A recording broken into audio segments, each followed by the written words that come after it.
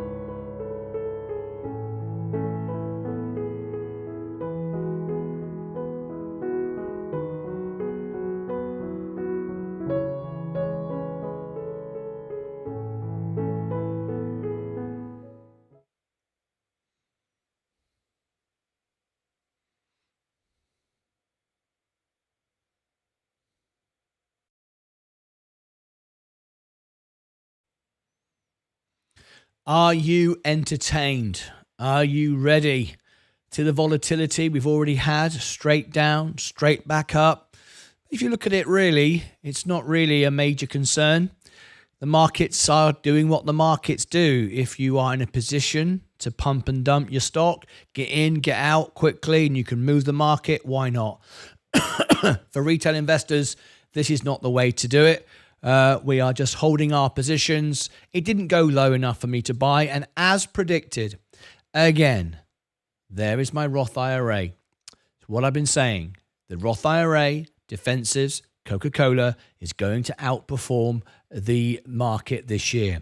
We're moments away now from getting a Fed rate decision. Why this one is more important than we've had, well, for the last 4 years, ever since I've been doing the show, is because now it's a very different world. The economy is strong. The markets are up. CPI is good. Data is good. Jobs report is now being realized finally for what it is. It's not inflationary. I did say that. The economy is strong. Nvidia is strong. In fact, it's actually good for Nvidia that we have this competition. We can enjoy that. No issue whatsoever with the competition. It now draws more people in. More people will invest now because Nvidia is more accessible, or AI is more accessible to more people. So it's that's all good. Everything about the economy is strong. Still, uncertainty is around us with the tariffs. Not many people know what's happening there. We're getting a sort of insight into it. But rates are what it's all about today. And why it's so important is this. Donald Trump has said, and many have made up stories, of course, and said Donald Trump is going to come on stage and demand Jerome Powell, the chair, the Fed chair, to drop rates. It's not going to happen. That's just people trying to sell silly videos on silly YouTube channels. That's not going to happen. Thank you, Leah. My latte has arrived. Let me go and grab it. In my brand new, giant, official MartynLucasShop.com latte mug. And this is the drink of champions. If you have a latte mug like that signed, you always make money. Cheers, everybody. Under the video, you can get yourself one of those. Just click under the video and you'll see it. Or MartynLucasShop.com. I'll give you the link right there. Get yourself a lucky mug. All right. Good stuff. This time, we got threats of Donald Trump saying you must reduce the rates. Jerome Powell is not going to be fired by Donald Trump. That's not going to happen. We're expecting Jerome Powell on the stage today. So that's not going to happen. And I don't expect the rates to be dropped either. And let me explain why that's good or bad. If you look at the top, we're running a poll right now. 322 votes. 53% of you are saying pause. 98% of our live viewers are members. They are members. Many have got 3-year badges, soon to be 4-year badges. And I'm really, really happy that the majority of you are saying a pause. That shows that this channel is getting more and more advanced every day. We're not about pumping and dumping. We're not about guessing and gambling. We're just long-term real investors. Real money, always win. I've had 19 trades, 19 wins, and all my members are winning. And it's great to see that you all feel the same way. I agree with you 100%. That's absolutely spot on. I tell you what, I've just realized something. This is really amazing. Really amazing. We have our biggest ever build up to the FOMC report in 4 years. I told you this is going to be big. So let's get this to go to thousands of people today. Let's get 20,000 to watch it live. You ready? We can do that now. This is what we do. Let's go. Everyone tap the like button. Let's share this. We're going to give you the best coverage of the FOMC report you've ever had in 4K. Click the cogs, go in 4K. There's 492 watching now. This is absolutely fantastic. Let's get 1,000 people watching. How do you do that? What you do is you tap the like button and you tap the share button and you put it on your social media. Let's get everyone in here. We're trying to grow the best, most honest, most trusted live TV network in the world. We have 3 channels now, and we have 3 broadcasters, soon to be 4, soon to be 5 actually. So we are a multiple a family network of broadcasters. I am the anchor. I'm on the main show. Then we have Sensei. Then we also have Vaz, soon Fight, and there are others I'm talking to that want to be part of the network. They don't want to be just on their own YouTube channel. This is growing faster and faster every day. Right, 19 likes. We want 100 likes in 10, 9, 8, 7, 6, 5, 4, 3, 2, 1. Let's go, go, go, go, go. We've now got 101 likes. That's good. We're on the way. 512. If everyone taps the like button, if everyone clicks the share button, this is going to go all the way to 1,000 people watching live. It should do. This is a very, very important event today. The biggest event we've had since the last biggest event, if I'm honest. They're all big, right? Come on, let's go, go, go. I'll turn the music down just a little bit. 521 watching now. Okay, 108 likes. Everyone tap the like button. 115. Boom, boom, boom, boom, boom. Shall we get the smoke? Shall we spin the chair around? Shall we make all the studio go crazy with all the lights? Shall we?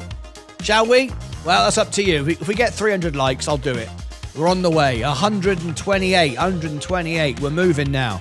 We've got just 20 minutes before we get the numbers. The rates, are they going to be up, down? Let me give you this. This is what ranks on Google. This is our community tab on the home page of the channel. Right at the top, you've got community. There it is. This is the poll of champions. We like to call this the Lucas Archie. It's more reliable than the Fibonacci. Over and over again, this is proved accurate, because trolls, bots, scammers, those that live in Reddit rooms don't take part in any of this. This is real investors. And you are saying 65% of you with 17 votes that this is going to be a pause. Let me give you the link and refresh it. Everyone vote. 155 likes. We're going up quickly now. There is the community tab. Let me refresh it in 5, 4, 3, 2, 1. 17 votes. Boom. 33 votes. We've just doubled. Everyone needs to vote on this. I know you voted inside the show in the in a pin to the top of the comments, but this is the one that ranks on Google. 76% now of real investors say a pause. And in a minute, I'm going to tell you what's going to happen if we get a hike, if we get a cut 0.25, and if we get a cut of 0.5. Are you ready? Let's refresh it. We should have 100 votes on this now. 33. We've now got 36. You're all stuck in the show. Go and vote. Go and vote. All right, I'll leave that to you. I'll come back to that in a minute. Right, where are we now? We've now got 161 likes. I'm loving it. With 508 watching. That's fantastic. Shall we wrap this up? I tell you what, we'll get to 200, and then I'll give you my thoughts and analysis on the news, whichever way it goes, and we can discuss the strategy. All right, 526. Let's get 200 likes, which will take about a minute, I think, and then we shall do the analysis and discuss all the different areas. Right, let's get it. 100. We're 169. We need 200. Ready? 175. 24 more to go. 175. 25 to go, and then I'll give you my analysis, whichever way it goes. You ready? 176, 24 to go. This is getting close. I'm loving it. Let me drink from my latte a minute. We're getting excited. We're also part of the Virgin Galactic story today. A short squeeze is around the corner. We covered it today, and a short squeeze is about to occur. 181, 19 to go. Cheers, everybody. I'll give you my predictions, and I'll tell you about a short squeeze that's virtually inevitable. I'll tell you about it. Cheers, everybody. 186. 189. 11 to go, and then we'll do my analysis, and I'll tell you about a stock that's virtually inevitable to short squeeze.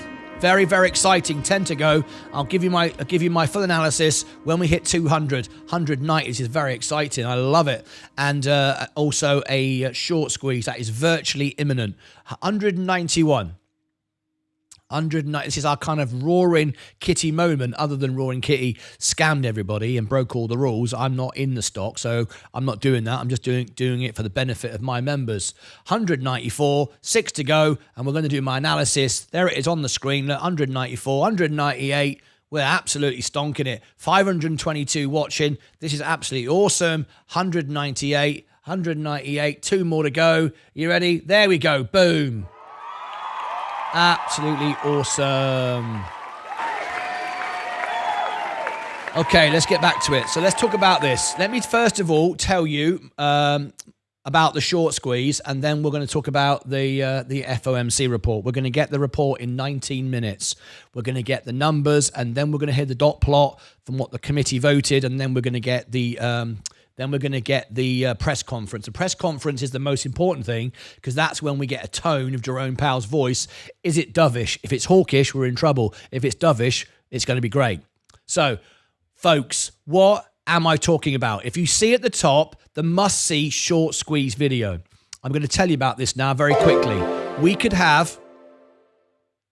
Savage Faith Creations donated $2 through a super chat. I'm on it. Great time to mention sponsors. It Big is a audience. great time. Heart. I love it. I love it. Thank you for that. That's awesome. I will do it. Give me a second. The audience is about to get a lot bigger, but I will mention it. Absolutely right. Absolutely right. So before I mention my FOMC prediction, my sponsors, I'm going to mention this, right? This is really, really important.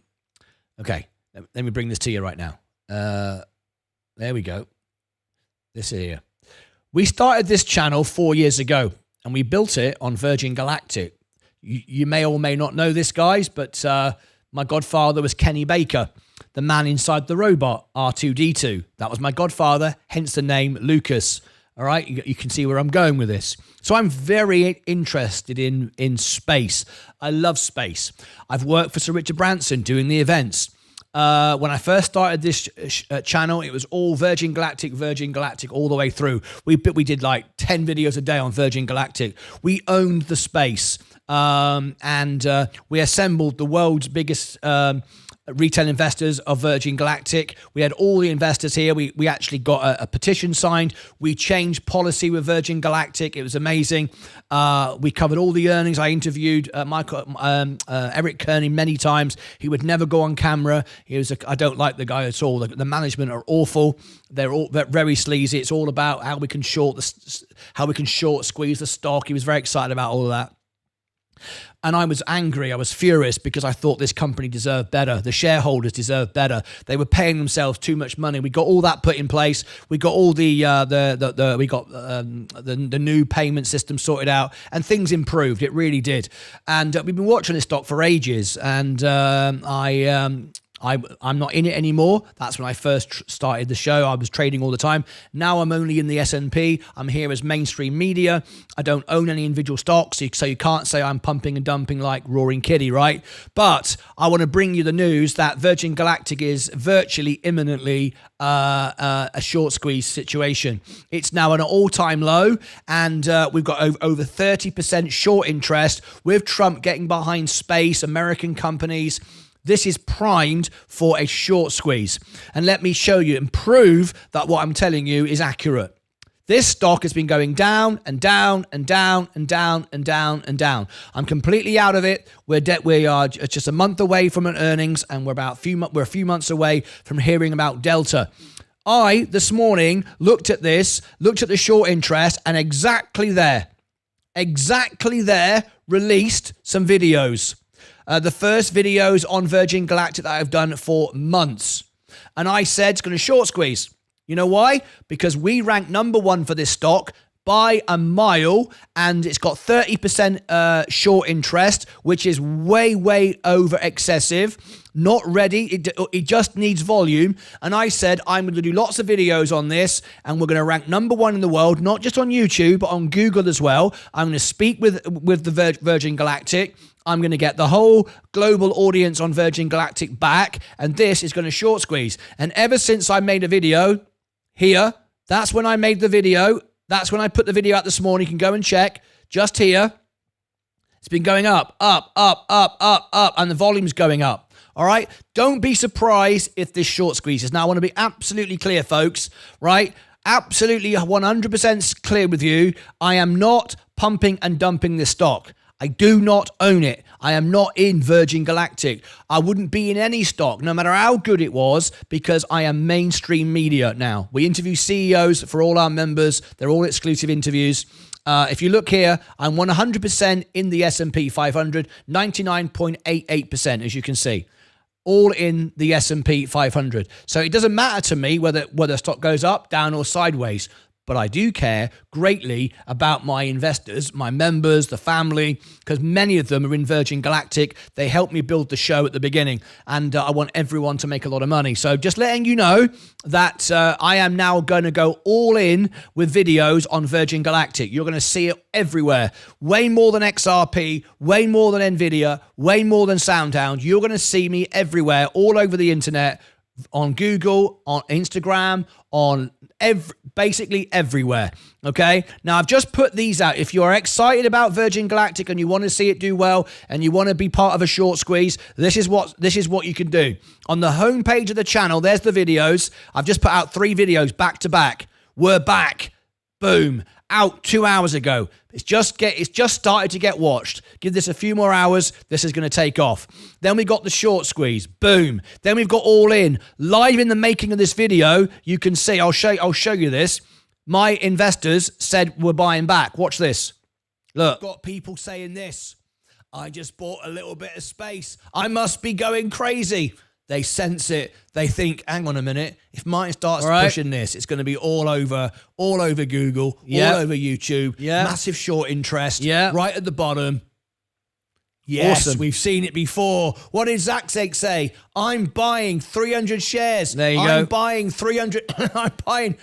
This went on and on and on, and people started buying in. And as you can see, the stock has gone up and up and up. So if you want to go on the homepage of the channel, you can. The first one is pinned to the top.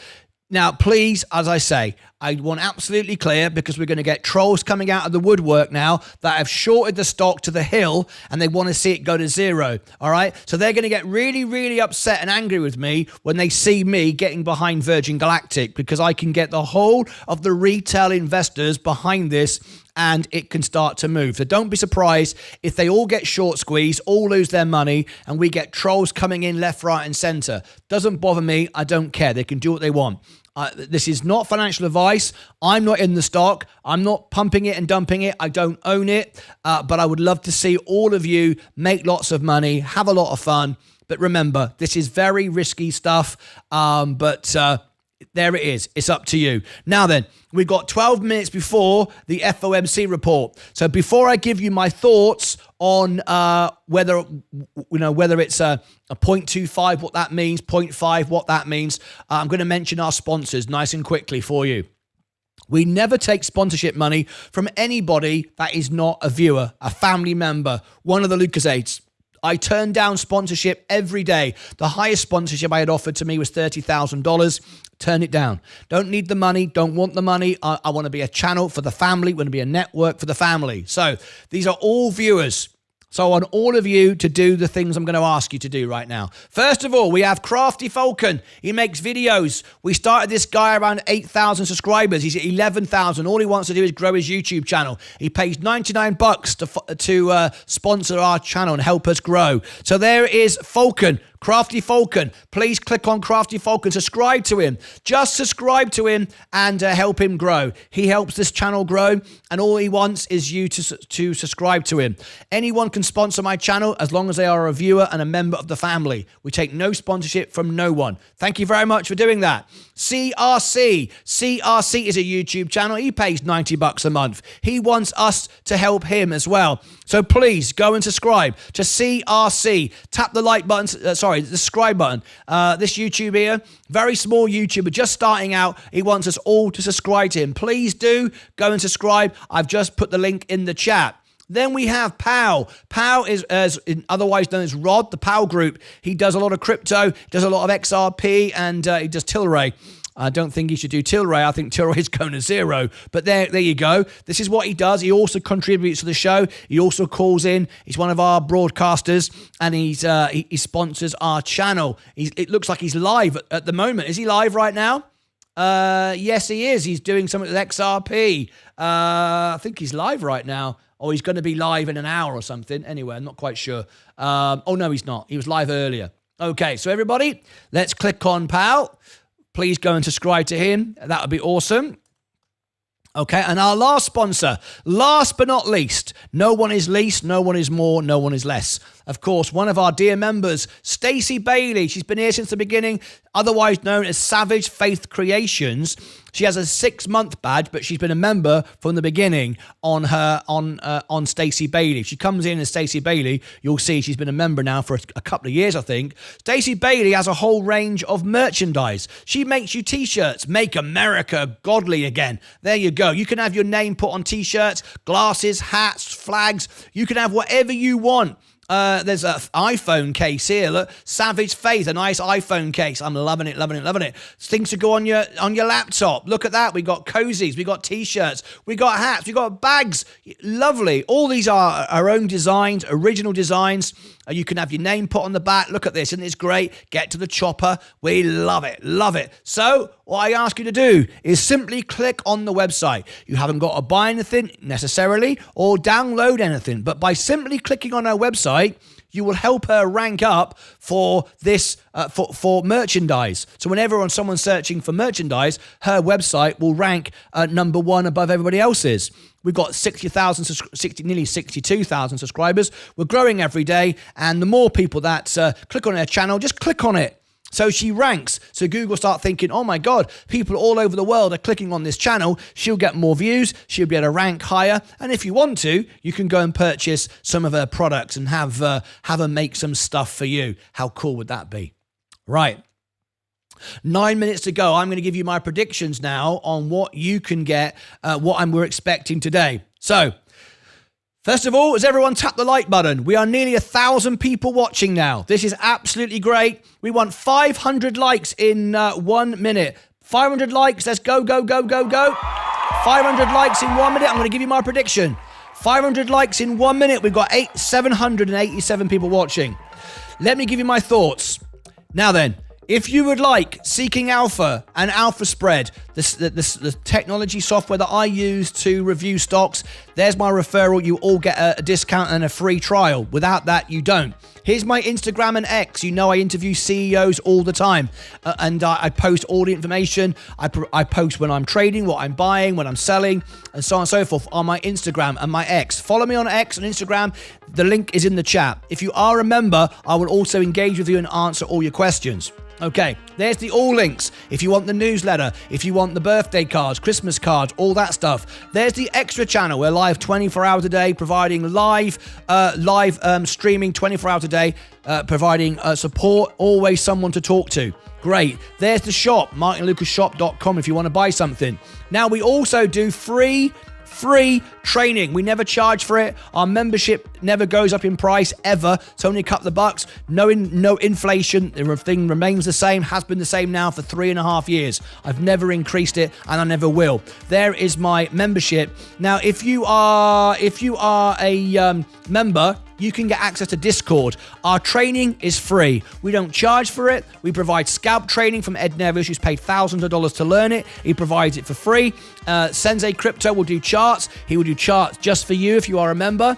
If you access Discord, he'll talk to you live, and you can have a conversation with Sensei. Now, if you click on the Discord link, you will get people friend request you called Martyn Lucas. Do not accept it, ban it, report it. I never send friend requests. I never message you. They all try to pretend to be me. I've got copycats everywhere. Please do not do that. If you go to Discord and you can't see anything, you've got two choices. Become a YouTube member, and in a live show, I will upgrade you, onboard you during a live show. You give me your username in the chat, and I will onboard you on a live show.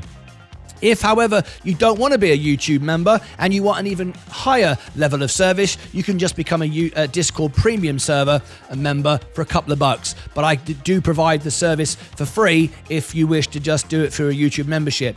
With the Discord premium, you do get extra priority, of course, because you are a premium customer. All right, there you go. Now then. I've done all that. I've given you all the links. I will onboard everybody at the end. Or finally, if you are in the US, there is free Robinhood stocks. If you want some free stocks, I get some, you get some. And Robinhood UK, there is Robinhood UK if you want that. Now then, many of you have been asking me about this. Many of you have been asking about this. I've had several people now say to me, we want to bid on this. What is this? There's only a few thousand in the world. This was sent to me from Robinhood. All right, and this is going to be up for auction. This is the ultimate Martyn Lucas souvenir, and it's the ultimate Robinhood souvenir, and it's the ultimate investor souvenir. What is it? What is this? This is a solid gold credit card. Look. Here you go. That is a solid gold credit card from Robinhood. Let me just focus that in. Come here. It's because my fate. There you go. There you go. See that there? Look. If I go out of the way. There you go.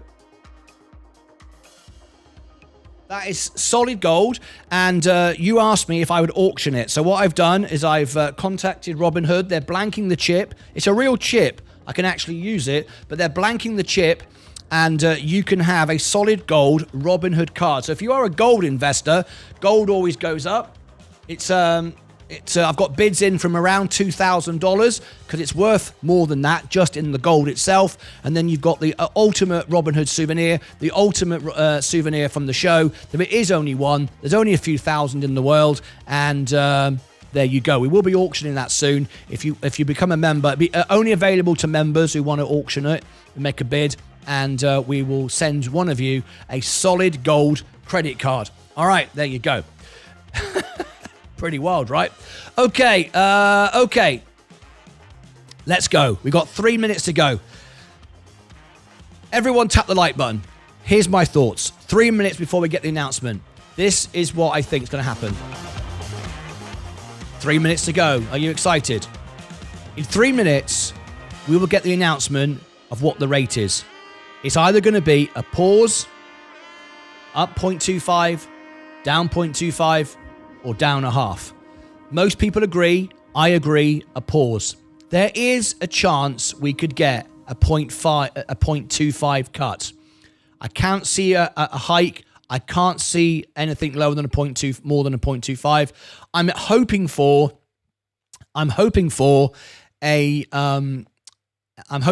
a pause. Now let me tell you why. The economy is strong. It can afford these rate hikes. It doesn't put any pressure at all on Microsoft, Google, Amazon. It does put pressure on the Russell, the rubbish, the stocks that are borrowing money, those stocks. However, 80% of the Russell in 10 years won't even be around anyway. Most of it's rubbish. Quality stocks, right, are not affected by this. Doesn't affect them at all. So, rates staying higher for longer doesn't hurt them. Rates staying higher for longer will put pressure on the economy and continue its mission. We're on the right path. Inflation is coming down. I know it doesn't feel like that at the shops. Everything seems more expensive, but actually it's coming down. We've got 1 minute to go before the rate decision. I'm covering it live. Get excited. All right, we're watching everything. Be an American model. Stand by for it. We are watching it closely. I'm watching everything from every different angle. Any second now, we've got 1 minute, 15 seconds to go. So stand by. Going to bring it all to you. The economy is strong. The economy can afford this. If we get a pause with a bullish sentiment, so don't react too quickly. If he says 0.5 or 0.25, wait. We need to see what he says at the meeting. That happens in half an hour. It's if he's dovish and he says, and how many people signed the voted on the dot plot? How many on the committee were, in favor of rate cuts going forward? Remember, the market is priced in 2 or 3 cuts, no more, right? If they're dovish and we learn that there's going to be more cuts, then that'll be great. The market will go up. If it's a 0.5, that means he's had pressure from Donald Trump. He's now reacted. He's out of control, and then we could have a dump on that. If the rates go up, then we'll have a dump on that because that'll be bad. What we want is a 0.25 or a pause. What I want is a 0.25 with the information that we're going to get more rates going forward. Right, the rate decision in any second now. The rate is 4.5 is current. We are, here it comes, stand by. The interest rate is, stand by for it. The rate is 4.5 is what it was. Any second now. Any second, I'm watching it. The markets are already going down. 4.5. It's a pause. Let me bring you the news. We want to see what expenses look like. 4.5. It's a pause. Above the 108 billion small consensus changes number. In the economic assessment. Recent indicators suggest that economic activity has continued to expand at a solid pace. The first sentence good. Says that's a good news from December. Then a significantly shortened summary, quote, the unemployment rate has stabilized at a low level in recent months and labor market conditions remain solid. Inflation remains somewhat elevated. Recognizing reality, the Fed did remove a reference to the, quote, inflation has made progress towards the committee's 2% objective, if you want to read a future policy clue perhaps into the statement. But that's it. The rest of the statement, other than the committee maintaining the target range at 4.25% to 4.5%, is unchanged. Good. The central bankers say again that, quote, in considering the extent and timing of additional adjustments to the target range for the federal funds rate, the committee will carefully assess incoming data, the evolving outlook, and the balance of risks. Good. As they've said before, risks to the inflation and employment goals are roughly in balance. The committee continues QT, reducing the balance sheet at current levels, and does not mention any endpoint. And while 4 new members joined the rotation this year, Collins, Goolsbee, Musalam, and Schmid, the decision was unanimous. The rather anodyne statement puts the focus on Chair Jay Powell, who will be speaking to us in about an hour. Other than acknowledging inflation hasn't made progress, there isn't much in here that will lead you to speculate on what they'll do next. Mike, just stay right there. Just want to share the price action with you, then follow up with the question on the labour market. So equities have we don't need that. Just a touch. We don't need that. Let me break it down for you. Right, this is good. All business as usual. I was right, spot on again. All right, so we're going to get the rates stay the same. Perfect. The rubbish, the stocks that are rubbish, they don't like that. Doesn't matter. You don't buy the rubbish, do you? An investor, you don't like that. You can see Virgin Galactic, we talked about earlier, they're going down at the moment. So, but I'm not worried about that because this is below any sort of normal level right now. So I still think we're going to have a short squeeze here. But this just shows you stocks borrowing money are in trouble, right? So a lot of stocks will now disappear. A lot of companies will go bust. That's fine. Rates up for longer. However, what this will do now, people will sell the Russell and they'll buy back the S&P and they'll buy back defensives. You see my Roth IRA, I've been saying forever, I've moved all my money in my Roth IRA into Coca-Cola. By far the most oversold of the defensives. And ever since I've said that, it's been going up consistently. So that all of my Roth IRA is in Coca-Cola. I've said Coca-Cola will outperform the S&P this year. It will 100%. No doubt whatsoever. All of my money is in there. So we've now got a 0.25. What does that mean for the main market? It means absolutely nothing. It means systems go as normal. Very often we use the phrase on the show, just because you can trade doesn't mean you should trade. This is good. Inflation is sticky, but holding the rates up for longer will bring the inflation down. It is coming down. It just takes time. This is really good because it also shows, number one, he wasn't pressured by Donald Trump. Number two, like all those silly YouTubers, that he'd be fired by Donald Trump. I said that wouldn't happen. That's not going to happen. So this is all good news. What we're looking for now, and why the markets is going down now, is because before Jerome Powell speaks, everyone's dicing around what he's going to say, how he's going to say it. What we need him to do now is be dovish. If he's dovish and he says, what he always says, we're data dependent, yada, yada, yada. We are bringing down inflation. We're going to just wait and see. All of that other stuff. This presents the market to go down to buy it back. This might go low enough for me to buy more because a rate pause is what I wanted. Even though I would like personally the rates to come down, because that means I would save on my margin borrowing. I don't care because that's where it's going. I don't mind where we are today. I want to know where we're going. I'm an investor. I don't need a reaction today. I don't need a knee-jerk reaction. The worst thing we could have had is a Paul Volcker.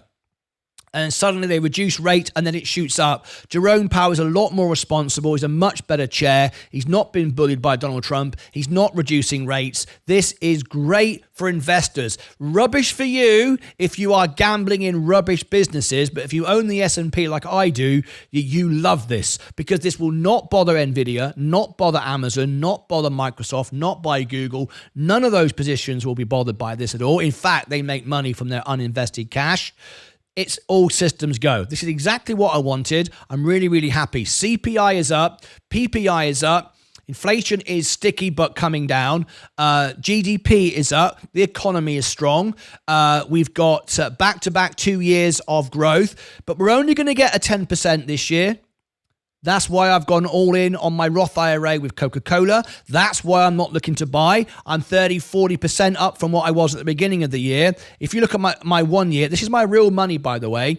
I've made need $24,000 this year. I was up 31%. I'm now up 26 because of the recent pullback. So I've had a fantastic year, right? I've outperformed the market. I've bought the dips, the macro. Every time there's a macro dip, I go all in. And we're going to go up another 10%, but then we'll pull back 5% later in the year as we enter the bear market in October, which we will. So you don't want to be like chasing the market. You want to be buying it when it went down. Now, if it goes low enough today, I'll buy back. Sorry, I'll buy more. I'm fully in, obviously. I'll buy more, but I'm fully in my margin. I've got $260,000 now, on the way to $350,000. I don't need to buy any more, but to reach my target of $1 million live on the show. But if it does drop any more, we'll see. But it's not there yet. I bought way lower than this only a few weeks ago, so I don't need to buy any more. But we'll see what happens. We're looking now for a dovish reaction from the Fed. Now then, we've got Tesla after hours as well. We're going to cover the Tesla earnings. You might want to join me for that. We'll cover that. So what we're going to do is we're going to open up the phone line to anyone that wants to call in, members only, of course, that wants to call in. If you want to be live on the show, if you have a question, you want to call in, you're concerned, then you can. So I'm going to open up the phone line. The phone line is now open. This is the link. It's members only. You can be on the show. Are you happy with the result? It's exactly as we forecast. Again, exactly as predicted. There is the live phone in, martynlucas.com/live. It's all done through a browser. You don't require any software. You don't require any equipment. Just through a browser, you can call in. You have to be a member and you have to be on camera. You can't not be a member, and you can't not be on camera. We don't have idiots calling the show. All right, so what we're going to do as we prepare for that, we've got 20 minutes before Jerome Powell takes the stage. We're very excited.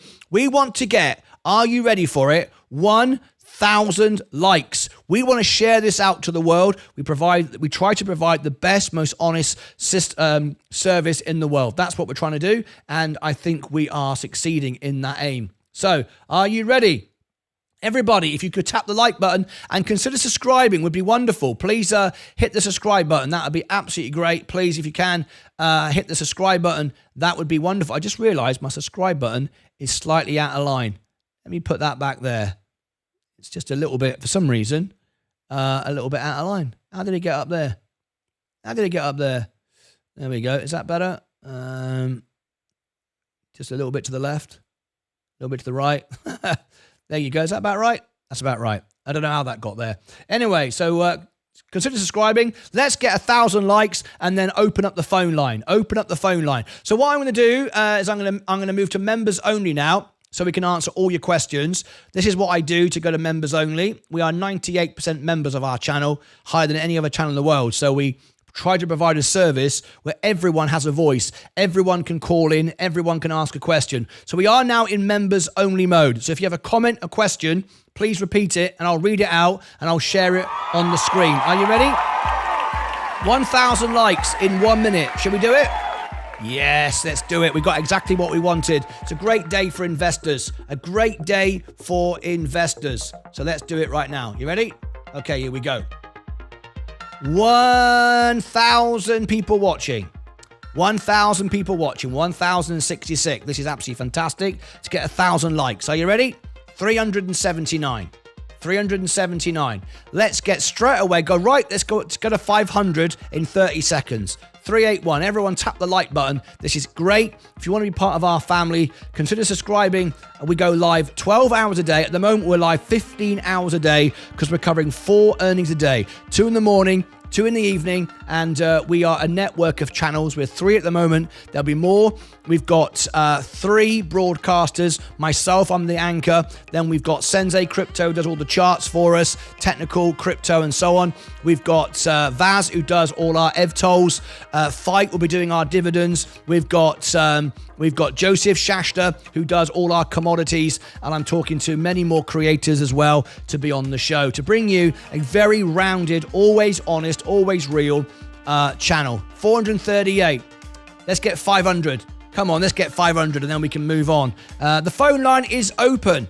Now we're in members only mode. I can put everybody on the screen. So here we go. Morning, Mr. Martyn. Is Virgin Galactic going to rise? I think that's what you're asking me. Virgin Galactic could absolutely, definitely short squeeze. Yes, it could. It absolutely could. That's the answer to your question. Let's do it. Happy thoughts. Thank you much indeed. 446. Let's get to 500 and open up the phone line. The phone line is open. You can call into the show, be on the show. We've got the most important part of the FOMC report hasn't started. You shouldn't be switching off. You should be waiting around. We've got 15 minutes to go, and that's when the volatility kicks in. Right, the market is going down. It's going down. Let me come back to this, actually. It's going down. Am I going to buy some more? 455 likes. Thank you ever so much, guys. This is looking really great. We're on the way to our 1,000 now. Nearly halfway there. Right, it's going down. Let me pay attention. Let me pay attention. Let me fade that music out just for a minute. Let me fade that out. Nobody want to call in. Nobody want to be on the show this afternoon, right? In that case, I'm going to close the phone lines. Nobody wants to call in and be on the show. That's fair enough. I shall close the phone lines in 3, 2, 1. Phone lines are now closed. You cannot call in. The phone lines are closed. Is there a scenario that will pump markets? Yes. Dovish tone from Jerome Powell. That's what we're hoping for. Hi, Martyn. Due to the interest pause, is Gorilla going up or down? Gorilla, it's not good for Gorilla, but rates will come down probably in March. That's what we've always said. 2 cuts this year, maybe 3.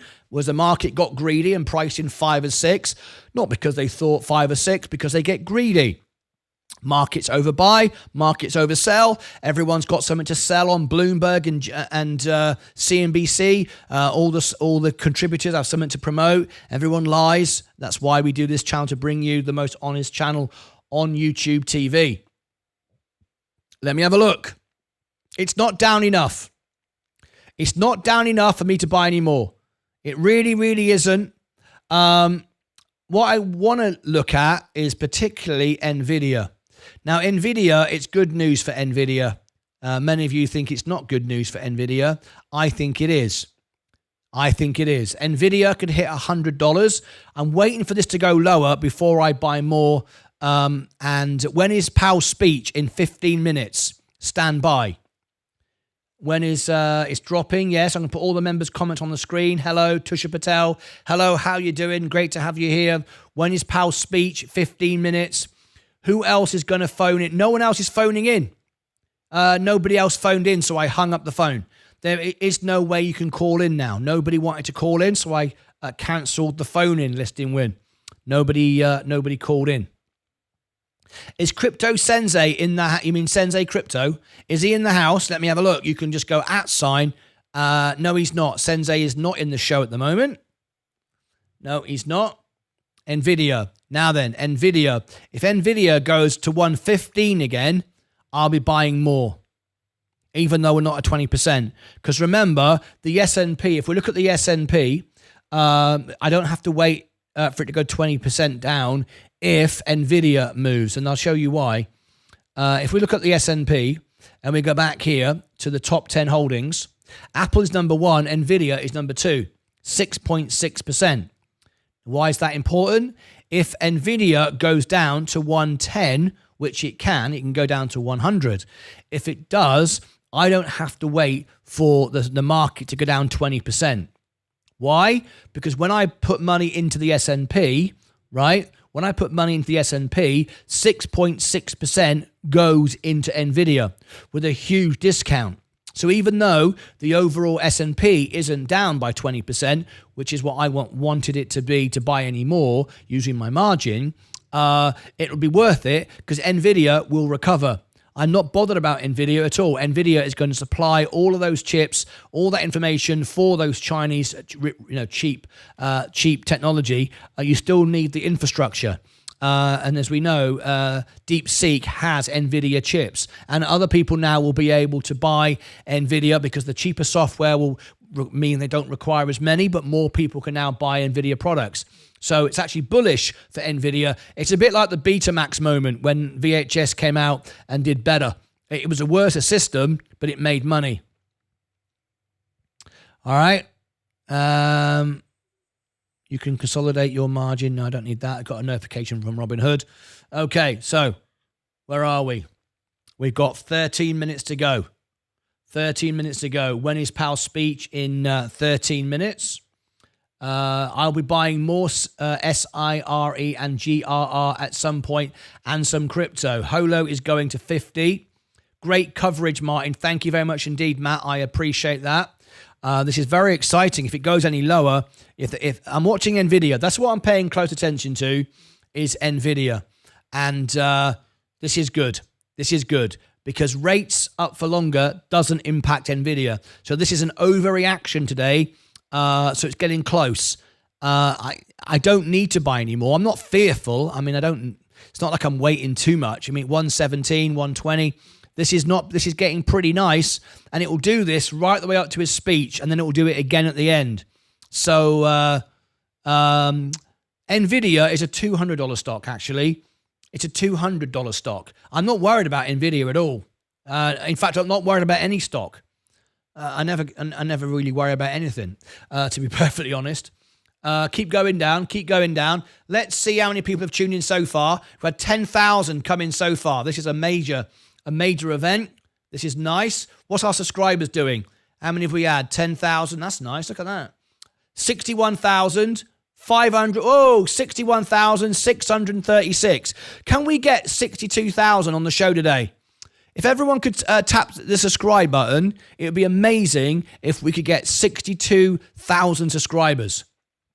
I tell you what we're going to do, as we have so many real investors here today, I'm going to do something I like to do when we get, oh, this is getting tasty.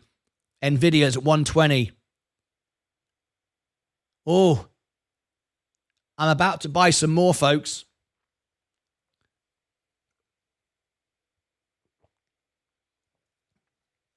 About to buy some more. I've got $227,000 invested in my brokerage account, $35,000 in my IRA. So we've got $260,000 invested. This is very, very exciting. This is good. This is rolling round. If you could, we could have a bit of a special moment today. If we get 62,000 subscribers, this would be amazing. We're on target for 100,000 by the summer, and 1 million within 3 years. We're our rate of growth. We're beating all the big channels by a long way. We're doubling every month. This is absolutely fantastic. As we wait for Jerome Powell, we've got now 11 minutes. The market is going to go down, be very volatile right the way up to the moment he speaks. I want to do something really important, and you can be part of this. So what we're going to do is this. As we've got real investors here today, which we have obviously, because I can tell by the members we have, the numbers that we have, and so on and so forth, I'm going to do something special for other people, right? This is what this show's all about. Let me just go to open it up to everybody, because we're not doing the phone line. Let me go back to general public. Here we go. I always believe, and always have done, everything you can achieve in life is by helping others. Money takes care of itself if you provide value and service. It's why I go live 15 hours a day now during earnings season. I was live 12 hours a day up to earnings season, but now we're flat out with doing 4 earnings a day if requested. Tonight is Tesla. So we're going to cover that later on tonight with analysis and then live phone-ins and everything else. So I believe in it's always about others, okay? So I'm going to do something now, which I know you're all going to help me. And my members are going, I know what he's going to do. This is what I'm going to do, okay? Look at this. Okay, it's important. This here is a trophy I received with many from the Lions Club. I've been a Lion and I've raised millions of dollars for charity. This is a Jack Weech trophy for raising money for disabled children. All right? And I've raised lots of money for charity with my theatre concerts. For those who don't know, I was voted by Elton John as the world piano man. I've toured all over the world doing theatre shows, concerts for charity. However, there's always costs involved, taxes, credit card fees, and so on. People take money out of it and all the rest of it, even though I did it for free. I want to be able to do something even better. So I have a music channel. It's called the Event Channel, where we put events on, we promote different things, we raise money for charity. But at the moment, I'm a very small channel because most of my global audience watch me in person, not on YouTube.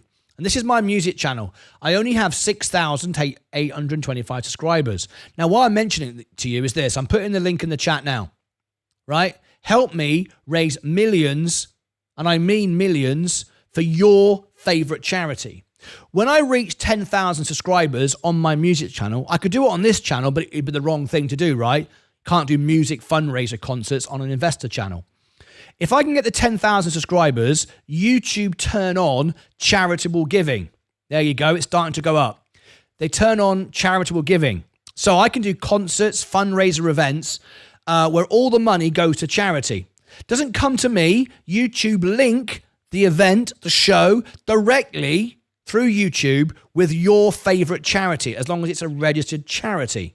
So what I'd ask you to do is why anyone would unsubscribe from that. Why did someone do that? There's always one person. I don't understand why that happens.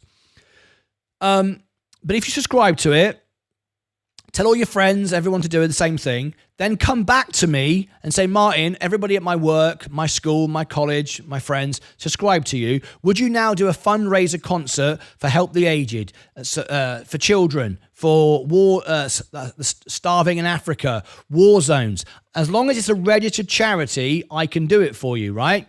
I get nothing for doing it at all. Nothing goes to me. It's linked to your charity as long as they're registered charity. And I just love doing it. And all the money will go to your charity. So you can choose what charity you'd like me to do. So if there's anything and anything you want me to do, I will do unlimited amount of these, whatever you want, for free. There's no and why it's so good is YouTube don't charge credit card fees, they don't charge handling fees. I do the concert for free, and everything that the show makes, super chat, sponsorship, whatever, will all go to your favorite charity. I don't know why everyone hasn't done it. There we go. There's 2 more. We've got 815 people watching. Please, everyone, do something amazing today. I need to get to 10,000. YouTube will not turn it on until we get to 10,000. So please do help me out. I've got 487 likes. 19 people have down-liked this video. There's nothing happening for a moment. Jerome Powell is 7 minutes away.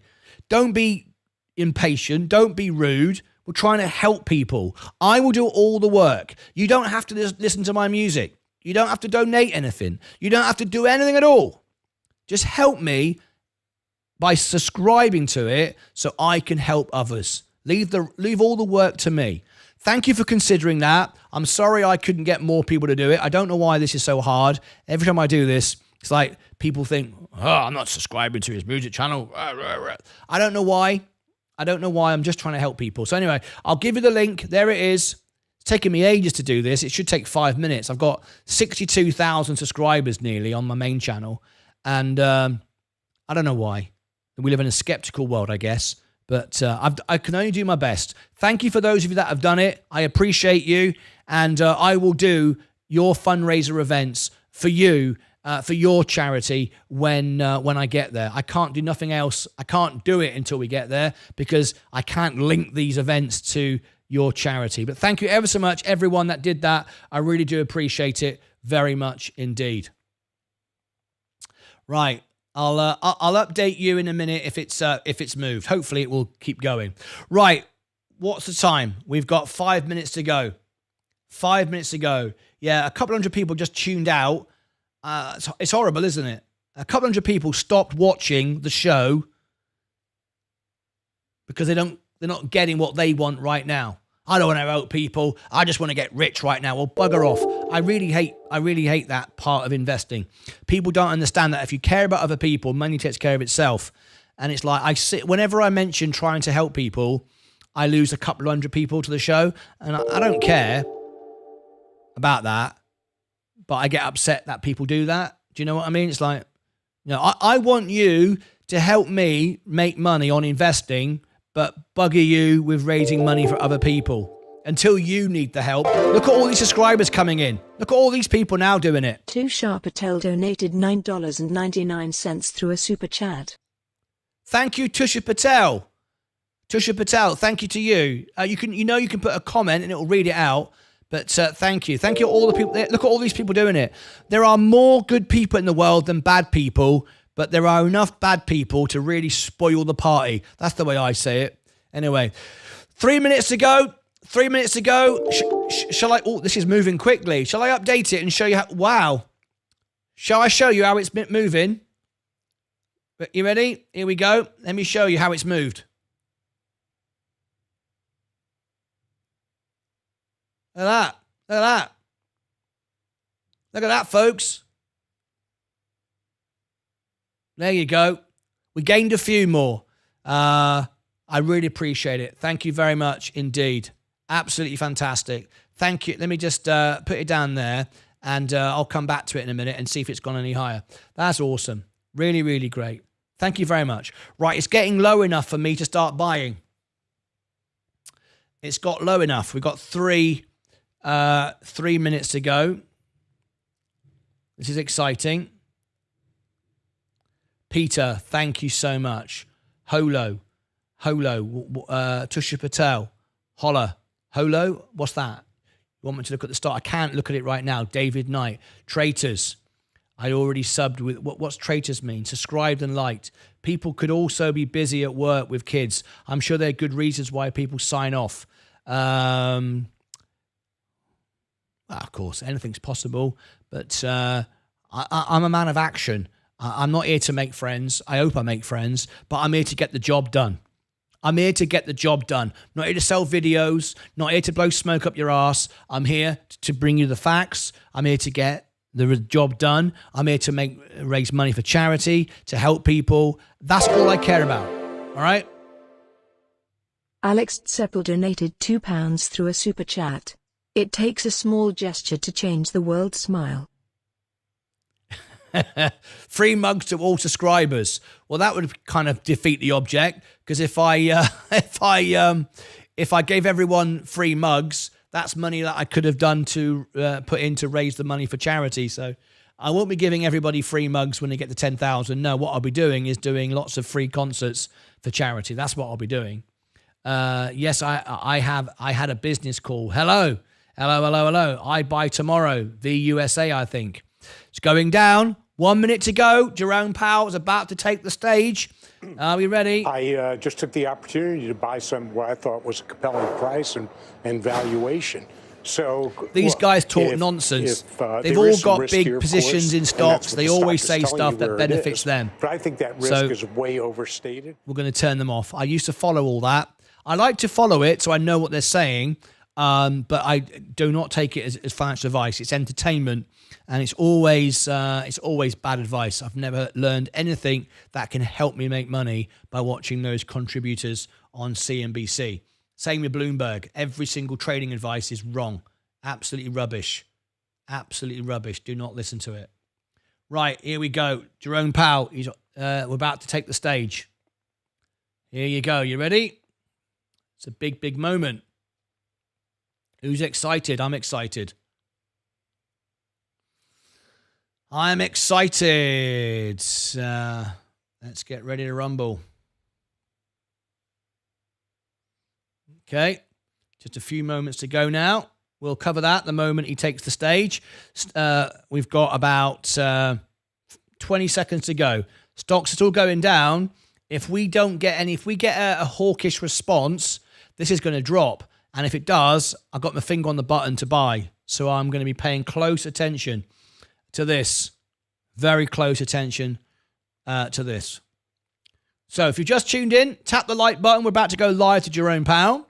We're going to watch the reaction, and I'm about to buy. If it goes much more on Nvidia, I'm going to be buying some more. Please tap the like button. Consider subscribing. Let's see if we can get to 62,000 subscribers today on the show. Any moment now. As soon as he comes live, I will bring it to you. All right? So stand by. It's an exciting moment. Josh Brown, yeah, he's entertaining. He's very entertaining, but they've all got an agenda, I'm afraid. Here we go. Showtime. Possibly a cut or a hike. The first news conference of 2025. Here's the chairman of the Federal Reserve. My colleagues and I remain squarely focused on achieving our dual mandate goals of maximum employment and stable prices for the benefit of the American people. The economy is strong, is strong overall, and has made significant progress toward our goals over the past 2 years. Labor market conditions have cooled from their formerly overheated state and remain solid. Inflation has moved much closer to our 2% longer-run goal, though it remains somewhat elevated. In support of our goals, today the Federal Open Market Committee decided to leave our policy interest rate unchanged and to continue to reduce our securities holdings.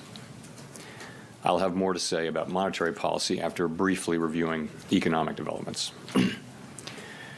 Recent indicators suggest that economic activity has continued to expand at a solid pace.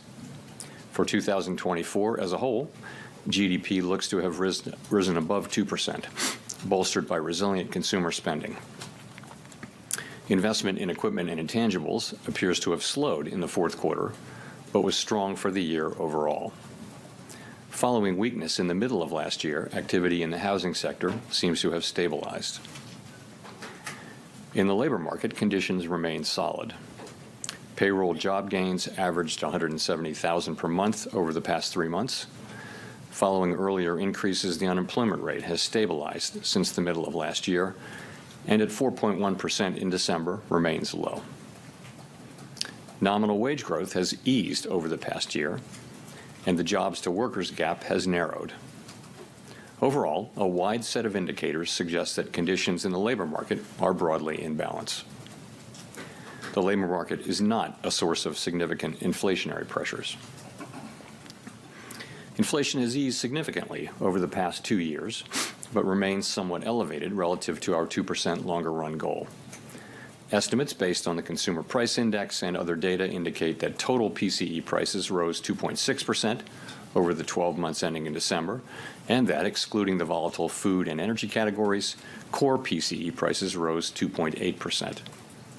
Longer-term inflation expectations appear to remain well anchored, as reflected in a broad range of surveys of households, businesses, and forecasters, as well as measures from financial markets. Our monetary policy actions are guided by our dual mandate to promote maximum employment and stable prices for the American people. We see the risks to achieving our employment and inflation goals as being roughly in balance, and we are attentive to the risks on both sides of our mandate. Over the course of our 3 previous meetings, we lowered our policy rate by a full percentage point from its peak. That recalibration of our policy stance was appropriate in light of the progress on inflation and the rebalancing in the labor market. With our policy stance significantly less restrictive than it had been and the economy remaining strong, we do not need to be in a hurry to adjust our policy stance. At today's meeting, the committee decided to maintain the target range for the federal funds rate at 4.25% to 4.5%. We know that reducing policy restraint too fast or too much could hinder progress on inflation. At the same time, reducing policy restraint too slowly or too little could unduly weaken economic activity and employment. In considering the extent and timing of additional adjustments to the target range for the federal funds rate, the committee will assess incoming data, the evolving outlook, and the balance of risks. We're not on any preset course. As the economy evolves, we will adjust our policy stance in a manner that best promotes our maximum employment and price stability goals. If the economy remains strong and inflation does not continue to move sustainably toward 2%, we can maintain policy restraint for longer. If the labor market were to weaken unexpectedly or inflation were to fall more quickly than anticipated, we can ease policy accordingly. Policy is well positioned to deal with the risks and uncertainties that we face in pursuing both sides of our dual mandate. As we previously announced, our 5-year review of our monetary policy framework is taking place this year. At this meeting, the committee began its discussions by reviewing the context and outcomes of our previous review that concluded in 2020, as well as the experiences of other central banks in conducting reviews. Our review will again include outreach and public events involving a wide range of parties, including Fed Listens events around the country and a research conference in May. Throughout this process, we will be open to new ideas and critical feedback, and we will take on board lessons of the last 5 years in determining our findings. We intend to wrap up the review by late summer. I would note that the committee's 2% longer-run inflation goal will be retained and will not be a focus of the review. The Fed has been assigned 2 goals for monetary policy: maximum employment and stable prices. We remain committed to supporting maximum employment, bringing inflation sustainably to our 2% goal, and keeping longer-run inflation expectations well anchored. Our success in delivering on these goals matters to all Americans. We understand that our actions affect communities, families, and businesses across the country. Everything we do is in service to our public mission. We at the Fed will do everything we can to achieve our maximum employment and price stability goals. Thank you. I look forward to your questions. Okay, that was very short. Mr. Chairman, Steve Leisman from Quite CNBC. neutral. Wasn't bearish or wasn't hawkish or dovish. It was very neutral. Stick till the end, which is where the volatility comes in, and then we're going to go straight to the Tesla earnings. You can join us for the Tesla earnings. So I guess I have a 3-part question. Has the president done this to you? Has he made that demand? Secondly, what is your response to that? And third, what effect, if anything, if any, does a president making these kind of remarks have on policy? Thank you. 3 questions. I'm seeing it really as one question, though. So I'm not going to have any response or comment whatsoever on what the president said. it's not appropriate for me to do so.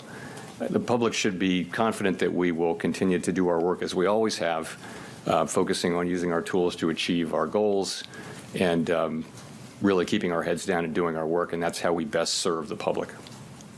Can you just comment on whether he's physically communicated this demand to you? I've had no contact. Thank you. Thanks. I knew it. Absolutely. Nick Timmeros, The Wall Street Nothing at all. Journal. Chair Powell, you and several of your colleagues said around the time of the It's last going up meeting now. That was that good. your policy stance was meaningfully restrictive. Given economic and financial market developments since then, how has your confidence changed in an assessment that says interest rates are meaningfully restrictive? I don't think that my assessment really has changed. I mean, a couple of things have happened. We've gotten more strong data, but we've also seen rates move up at the long end, which could represent a tightening in financial conditions. I think if we look back over the past year or so, we can see that policy is restrictive. If you look at the effect of high rates on interest-sensitive spending, for example, in housing, and if you look at the achievement of our goal variables, we're seeing the economy move toward 2% inflation and has moved largely to maximum employment. So we literally look at movement toward the goal variables to make that assessment. Now, policy is meaningfully less restrictive than it was before we began to cut. It's 100 basis points less restrictive, and for that reason, we're going to be focusing on seeing real progress on inflation, or alternatively some weakness in the labor market before we consider making adjustments. If I could follow up, does the economy here warrant meaningfully restrictive interest rates? And would you judge interest rates to still be meaningfully restrictive if you were to lower them by another quarter point? So I think our policy stance is very well calibrated, as I mentioned, to balance the achievement of our two goals. We want policy to be restrictive enough to continue to foster further progress toward a 2% inflation goal. At the same time, we don't need to see further weakening in the labor market to achieve that goal, and that's kind of what we've been getting. The labor market has really been broadly stable. The unemployment rate has been broadly stable now for 6 months. Conditions seem to be broadly in balance. And I'd say look at the last couple of inflation readings, and you see we don't overreact to two good readings or two bad readings, but nonetheless, the last couple of readings have suggested more positive readings. So I think policy is well positioned. Colby from the New York Times. Colby Smith with the New York Times. Chair Powell, how should we interpret the removal of the line from the statement that inflation has made progress towards the 2% goal? Is that no longer the case? No. So let me look. If you just look at the first paragraph, we did a little bit of language cleanup there. We took out a reference to since earlier in the year as exactly it related to as the labor predicted. market. And we just chose to shorten that sentence.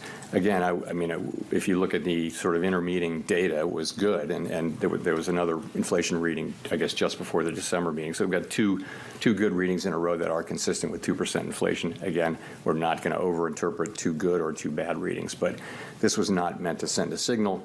Other than this, you can take away from all of this that we remain committed to achieving our 2% inflation goal sustainably. And just to follow up, we've seen inflation expectations across the number squeeze of on the measures cards. rise sharply, which has in part been linked to tariff concerns. But there's also been this encouraging data that you mentioned in terms of CPI and rent indices. So how would you characterize concerns about upside risks to inflation across the committee, especially those tied to policies related to the Trump administration? Well, I'd say you see expectations moving up a little bit at the short end, but not at the longer end, where it really matters. And those could be related to what you mentioned, some of the new policies. I think where the committee is very much in the mode of waiting to see what policies are enacted. We don't know what will happen with tariffs, with immigration, with fiscal policy, and with regulatory policy. We're only just beginning to see, and actually are not really beginning to see much. Opportunity on plug. And I think we need to let those policies be articulated before we can even begin to make a plausible assessment of what their implications for the economy will be. So we're going to be watching carefully, and as we always do. This is no different than any other set of policy changes at the beginning of an administration. We'll patiently watch and understand, and kind of not be in a hurry to to get to a place of understanding what our policy response should be until we see how it plays out. Michael McKee. Michael McKee from Bloomberg Television and Radio. You and your colleagues normally condition future policy moves with the phrase, if the economy develops as we anticipate. Is it fair to say that since there's a lot unknown about what this administration's fiscal policies are actually going to be, that you don't have a medium to long-term economic forecast that you can have confidence in? Or if that's not true, can you lay out what you think is going to happen in the economy, how you see it developing? Well, at all times, forecasts are conditional at a minimum on just a set of expectations, and they're highly uncertain in both directions. We know that economic I just see it the way everybody else sees it. I just beyond don't just a month or two manipulate out. So, it. That's all it is. It's very simple, in the current really. situation, there's probably some elevated uncertainty because of significant policy shifts in those four areas that I mentioned: tariffs, immigration, fiscal policy, and regulatory policy. So there's probably some additional uncertainty, but that should be passing. We should go through that, and then we'll be back to the regular amount of uncertainty. So, what forecasters are doing, not just us, but everybody's doing, is they've got sort of just a set of assumptions about what might happen, but they're really kind of in the nature of a placeholder. And meaning, plausible could be, but honestly, you wouldn't stand behind it because you just don't know. And so you're just on hold, waiting to see what comes down. It's a very large economy, and policy is affected at the margin. But we're going to wait and see. If I can follow up, the idea that you feel that policy is restrictive suggests that the Fed in general wants to continue to lower interest rates. So when you look at the data that you are dependent on, are you looking for data that tell you that you can cut, or data that will tell you you should hold? We're looking. It's more the other. The way it works is we are looking at the data to guide us in what we should do. And, that's what we do. And right now, we feel like we're in a very good place. Policy is well positioned. The economy is in quite a good place, actually, as well. And what we do expect is to see further progress on inflation. And, as I mentioned, as we see that, or if we were to see weakening in the labor market, that could foster, we could then be in a position of making further adjustments. But right now, we don't see that, and we see things as in a really good place for policy and for the economy, and so we feel like we don't need to be in a hurry to make any adjustments.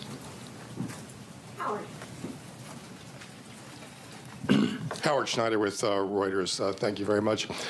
In 2021 at a central bank conference, you said, quote, throughout my career in both public and private sectors, I've seen that the best and most successful organizations are often the ones that have a strong and persistent commitment to diversity and inclusion. These organizations consistently attract the best talent by investing in and retaining a world-class workforce. First question is, do you still believe that? And if so, how do you intend to put that belief into practice while remaining consistent with the recent executive order prohibiting diversity and inclusion efforts? So let me say yes, in answer to your first question. But to the second question, I want to say this. We are, like others, we're reviewing the orders and the associated details as they're made available. And as has been our practice over many administrations, we are working to align our policies with the executive orders as appropriate and consistent with applicable law. And I want to add that I'm not going to have anything more specific for you today on this whole set of issues. Well, if I could just follow up quickly on that, I'm wondering how you're getting that to be consistent with the Dodd-Frank law's stipulations about maintaining an Office of Minority and Women's Inclusion. So I did mention consistent with applicable law, right? Which is governing. Elizabeth. Thanks so much. Elizabeth Schulze with ABC News. Just to follow up on Steve's question, what reassurance can you give the American public that the Fed will continue to operate independent of politics under this administration? As I've said countless times over the years, this is who we are. This is what we do. We study the data. We analyze how it will affect the outlook and the balance of risks. and we use our tools to try to, given our best understanding, our best thinking, try to achieve our goals.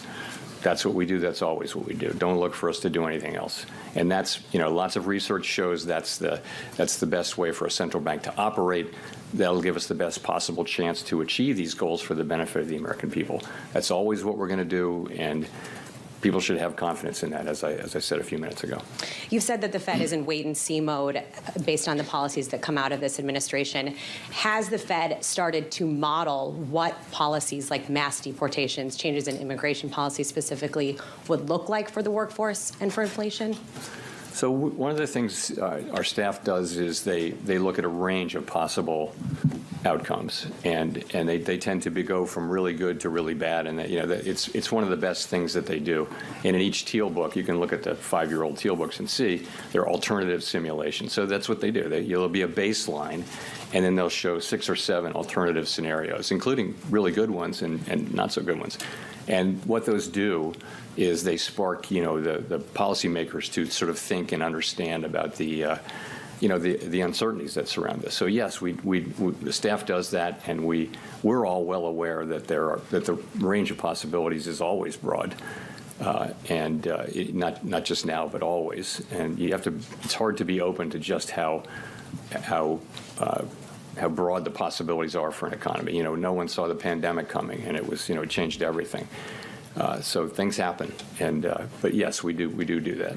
But it's different. It's one thing to do that, to make assessments about what might happen and begin to think about what you might do in that case, but you don't act until you see much more than we see now.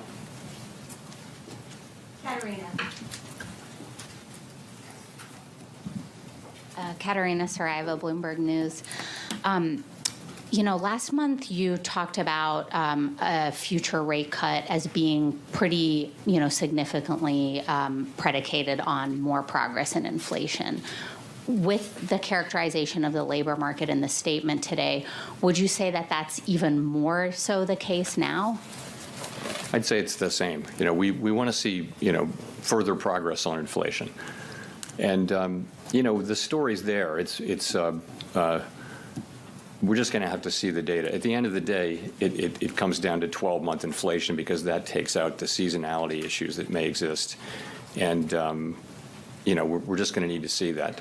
We think we see the pathway for that to happen. One example, a key example, is that you now do see owner's equivalent rent and housing services, the way it's calculated for PCE. You see that coming down pretty steadily now, and that's the place where most of the remaining gap is. In addition, a big part of the overrun, as you will know, was from non-market services, which don't tend to send much signal. So you can look through all that and think, okay, then we seem to be set up for further progress. But being seemed to set up for it is one thing, having it is another. So we're going to want to see further progress on inflation. Remember, we're not, we're under 2%, but our goal is 2%, and we do mean to get back sustainably to 2%.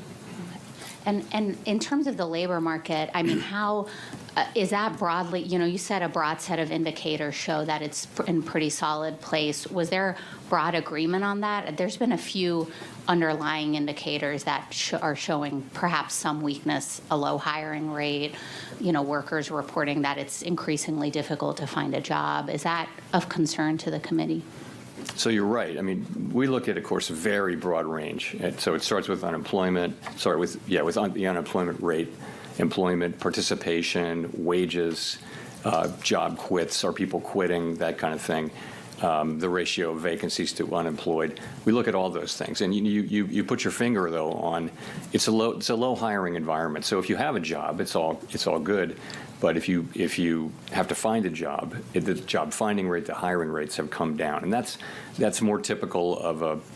Let's say that the unemployment, that the labor market is at a sustainable level. It's not overheated anymore. We don't think we need it to cool off anymore. We do watch it extremely carefully. It's one of our 2 goal variables. But I'd say we watch those things quite carefully. But nonetheless, overall, look at the aggregate data in the labor market.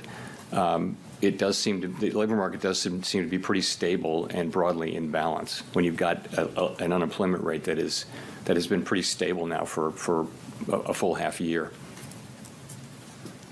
Edward. Thank you. Thank you, Mr. Chairman. Edward Lawrence with Fox Business.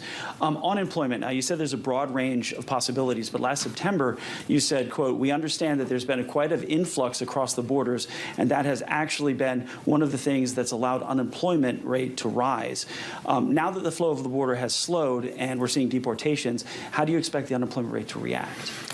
You know, so what's happening is that the flows across the border have decreased very significantly, and there's every reason to expect that to continue. And so, but job creation has come down a bit too. So, you know, if those two things come down together, that sort of can be a reason for the unemployment rate to stabilize. In other words, the break-even rate, as population growth slows, the break-even rate that you need in new jobs to make make jobs for workers declines as well.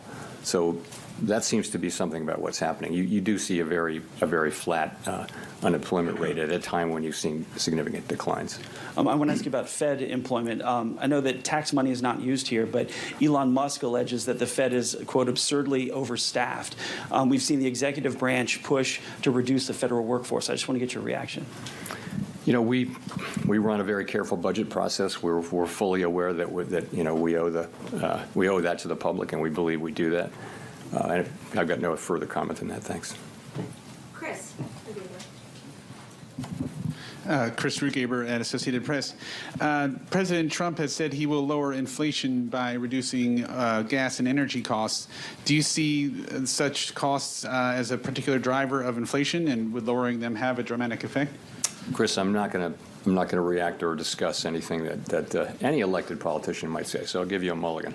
Okay, well, thank you. Well, nearly 2 weeks ago, the Fed said it was withdrawing from the network for greening the financial system, even as we have significant wildfires in Los Angeles doing billions of dollars in damage. And of course, the NGFS, as you know, is a group to talk about how the financial system could address climate change. Many commentators did see the timing as political. Why did you leave that organization? Can you explain that decision? Sure, I'd be glad to. So we considered this, you know, really at length, and we did decide to withdraw from the NGFS. And really the reason is that the work that the NGFS does has broadened very significantly. You think about nature-related risks and biodiversity and things like that. In addition, the work of the NGFS is in significant part intended to, and this is a quote, mobilize mainstream finance to support the transition toward a sustainable economy. So we joined to get the benefit of understanding what other central banks were doing and seeing research and things like that.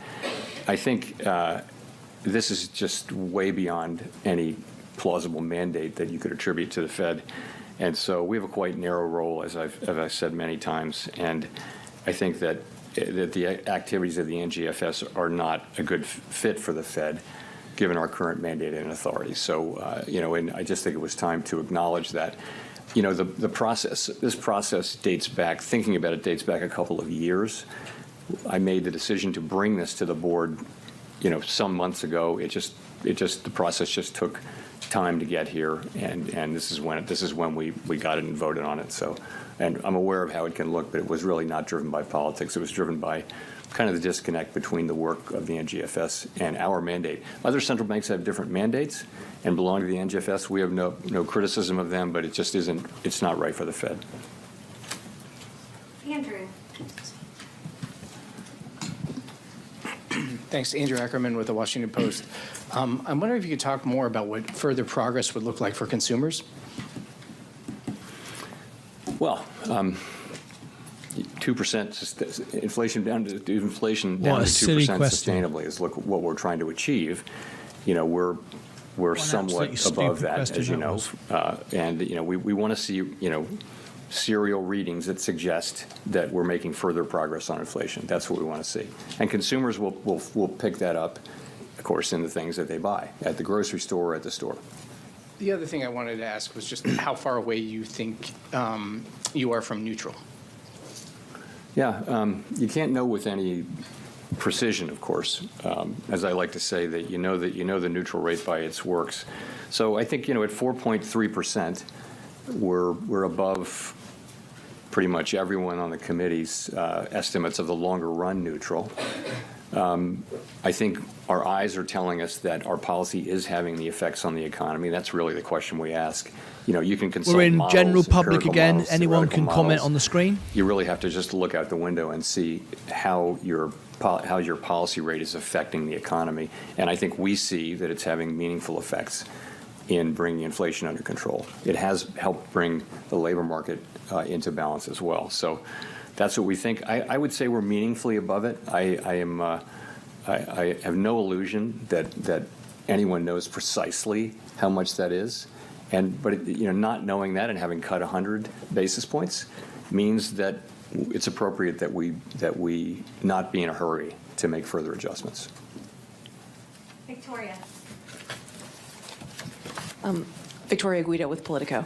So as a general matter, when it comes to executive orders and OMB memos, do those always apply to the Fed, sometimes No. never, or do you just often voluntarily comply? What is the legality there? So it's been our practice, as I mentioned, to work to align our policies to those that are mentioned in the executive orders, and I'm just going to leave it at that. As I mentioned, I'm not going to go any deeper than that or get into any deeper into this set of issues today. Claire. Jones from the Financial Times. Two questions, if I may, on tariffs. Well, first of all, we've seen global trade wars before, notably in 2019, last time around, but then we were in a very different place on both inflation and growth. If we see tariffs of the same sort of magnitude that we got then, which I know is big if, what do you think might be different this time around?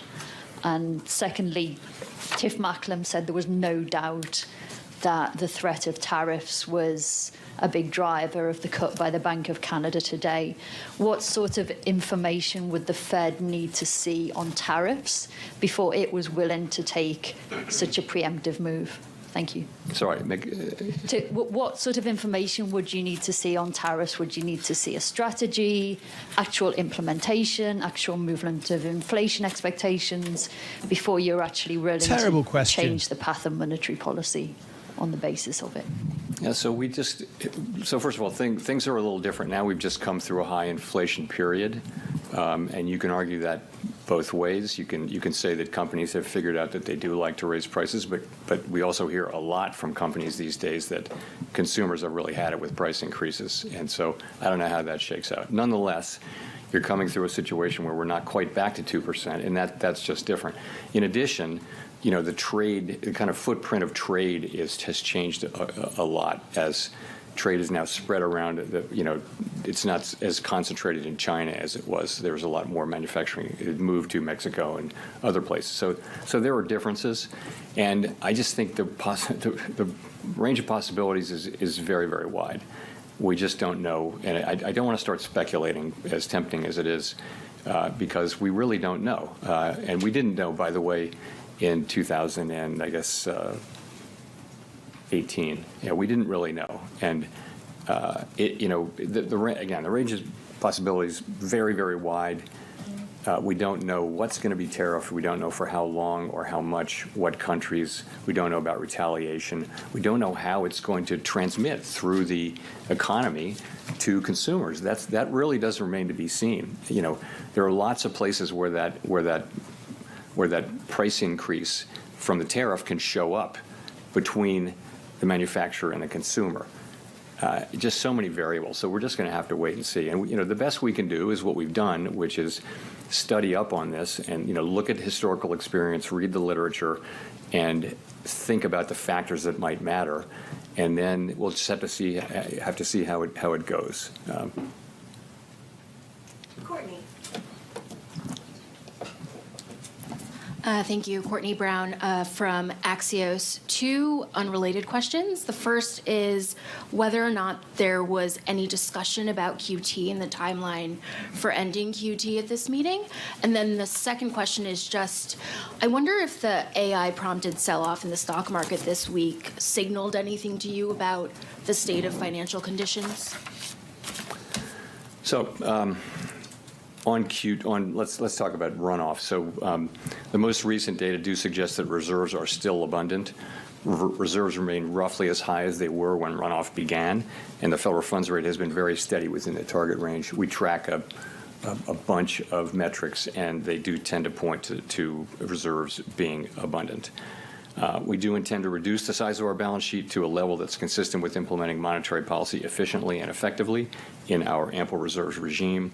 We're closely monitoring a range of indicators to assess Tesla conditions, earnings to follow and this, that should guys. provide signals whether reserves are approaching a level that could be Stay with judged us. as, quote, somewhat above ample. I don't have anything to say to you about particular dates. It's just that's the process, and what we see is that the rates do appear to be abundant.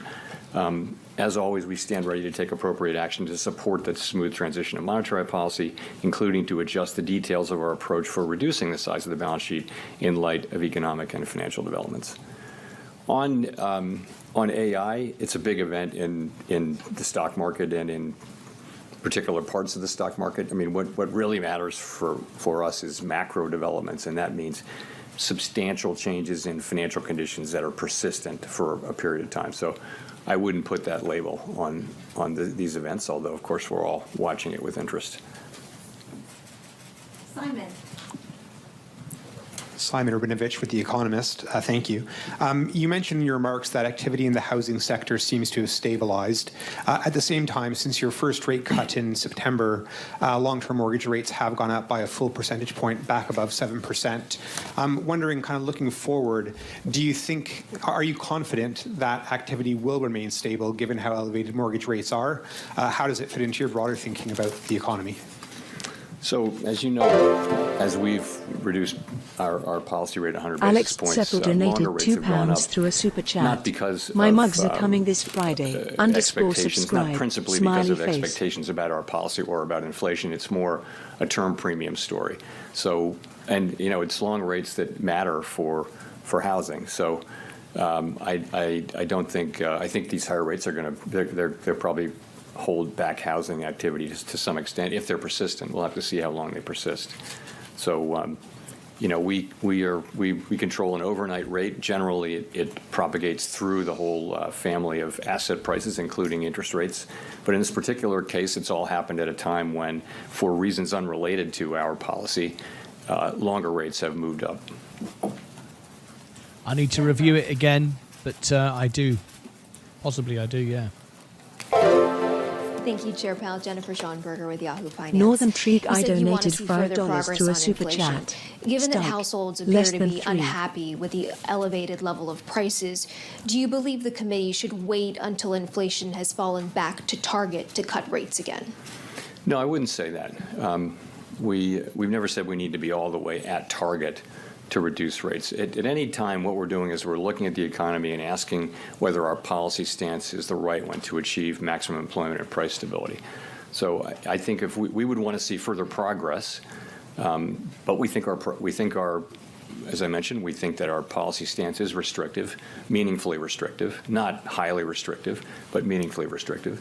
And so I would think we need to see further progress. I wouldn't say all the way back down to 2% on a sustainable basis, although we'd love to see that, of course, and we will. And separate question for you on tariffs. Curious whether the threat of tariffs and not knowing whether they could stick or not creates uncertainty for business here in the United States and could cause them to pull back, ultimately weighing on growth. Does the threat of tariffs cause you to ponder your growth forecast? I want to avoid commenting even indirectly on the conduct of tariffs. It's not our job, and it's not our job to comment on the moves that people make. So I wouldn't want to criticize anything that's happening or really comment on it one way or another. Praise I'm it not for surprised. That. It's just not our That's job. why I published them do to the think public that, audience. we found in 2018 there was a lot of work done on trade policy uncertainty. Trade policy uncertainty, if it's large and persistent, can start to matter for businesses making investment decisions and things like that. That's not something I'm observing today. It's very early days for this, but I think that did matter in 2018-19, and it's one of many things we'll be watching. Matt. Thank you, Chair Powell. Matt Egan from CNN. Following up on Courtney's question from earlier about the stock market, how concerned are you, if at all, about potential asset bubble brewing in financial markets? How do relatively high market valuations factor into considerations about potentially lowering interest rates further? Is that something that's in the back of your mind?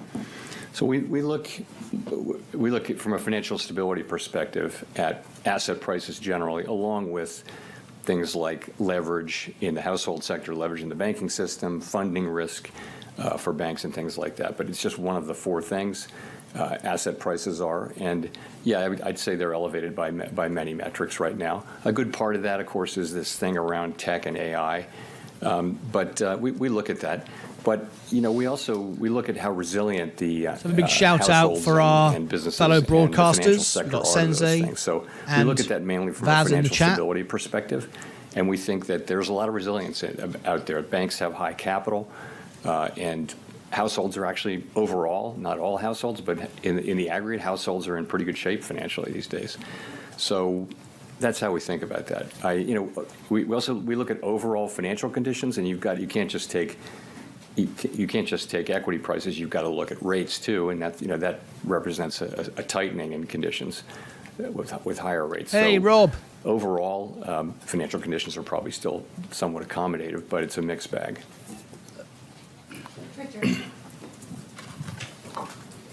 Hi, Chair Powell. I'm Richard Escobedo with CBS News. One question for you. This month's statement notes that unemployment is stabilized at a low rate and that the labor market is solid. You walked through some of what's driving this, but I wonder what risks you see that might challenge your assessment. Well, the things we discussed earlier, one is that there's a low hiring rate. And so that if there were to be a spike in layoffs, if companies were to start to reduce headcount, the hiring rate is quite low. So that's one thing we look at. I think it's worth pointing out that for lower income households, they're under significant pressure. And in the aggregate, the numbers are good, but we know that people at the lower end of the income spectrum are struggling with costs, and really it's high inflation for the basics of life. It's not so much the inflation now, it's the price level, because inflation has raised prices. Inflation is now much closer to target, but people are really feeling that. But overall,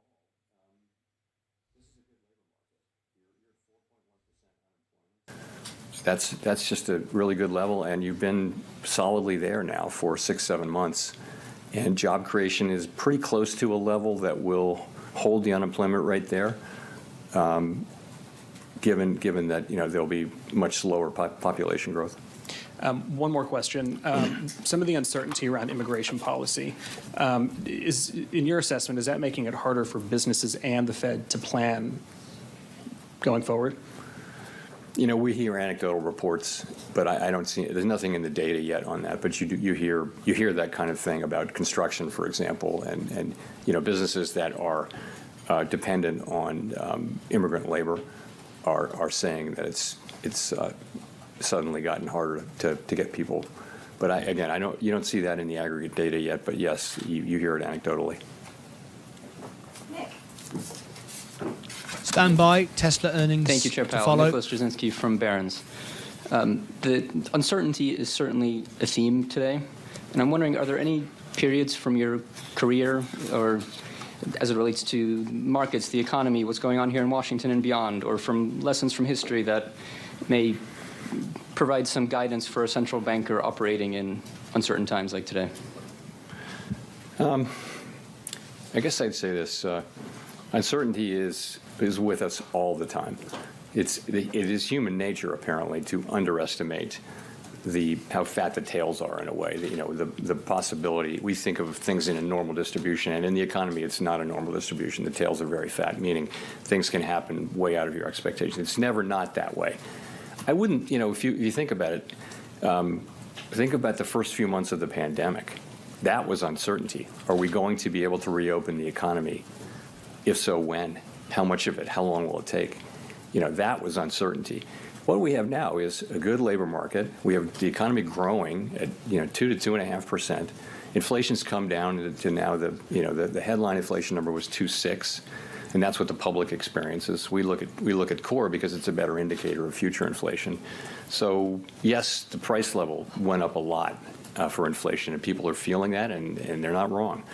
But so the kind of uncertainty we have is just a usual level of uncertainty about the economy, but then policies which are not for us to criticize or praise, really. Those are policies which people have been elected to implement. They're implementing them with a view to making a better economy. And so I wouldn't call this out as one of those times. I wouldn't compare it to the global financial crisis or anything like that, given that we have actually a very good economy right now.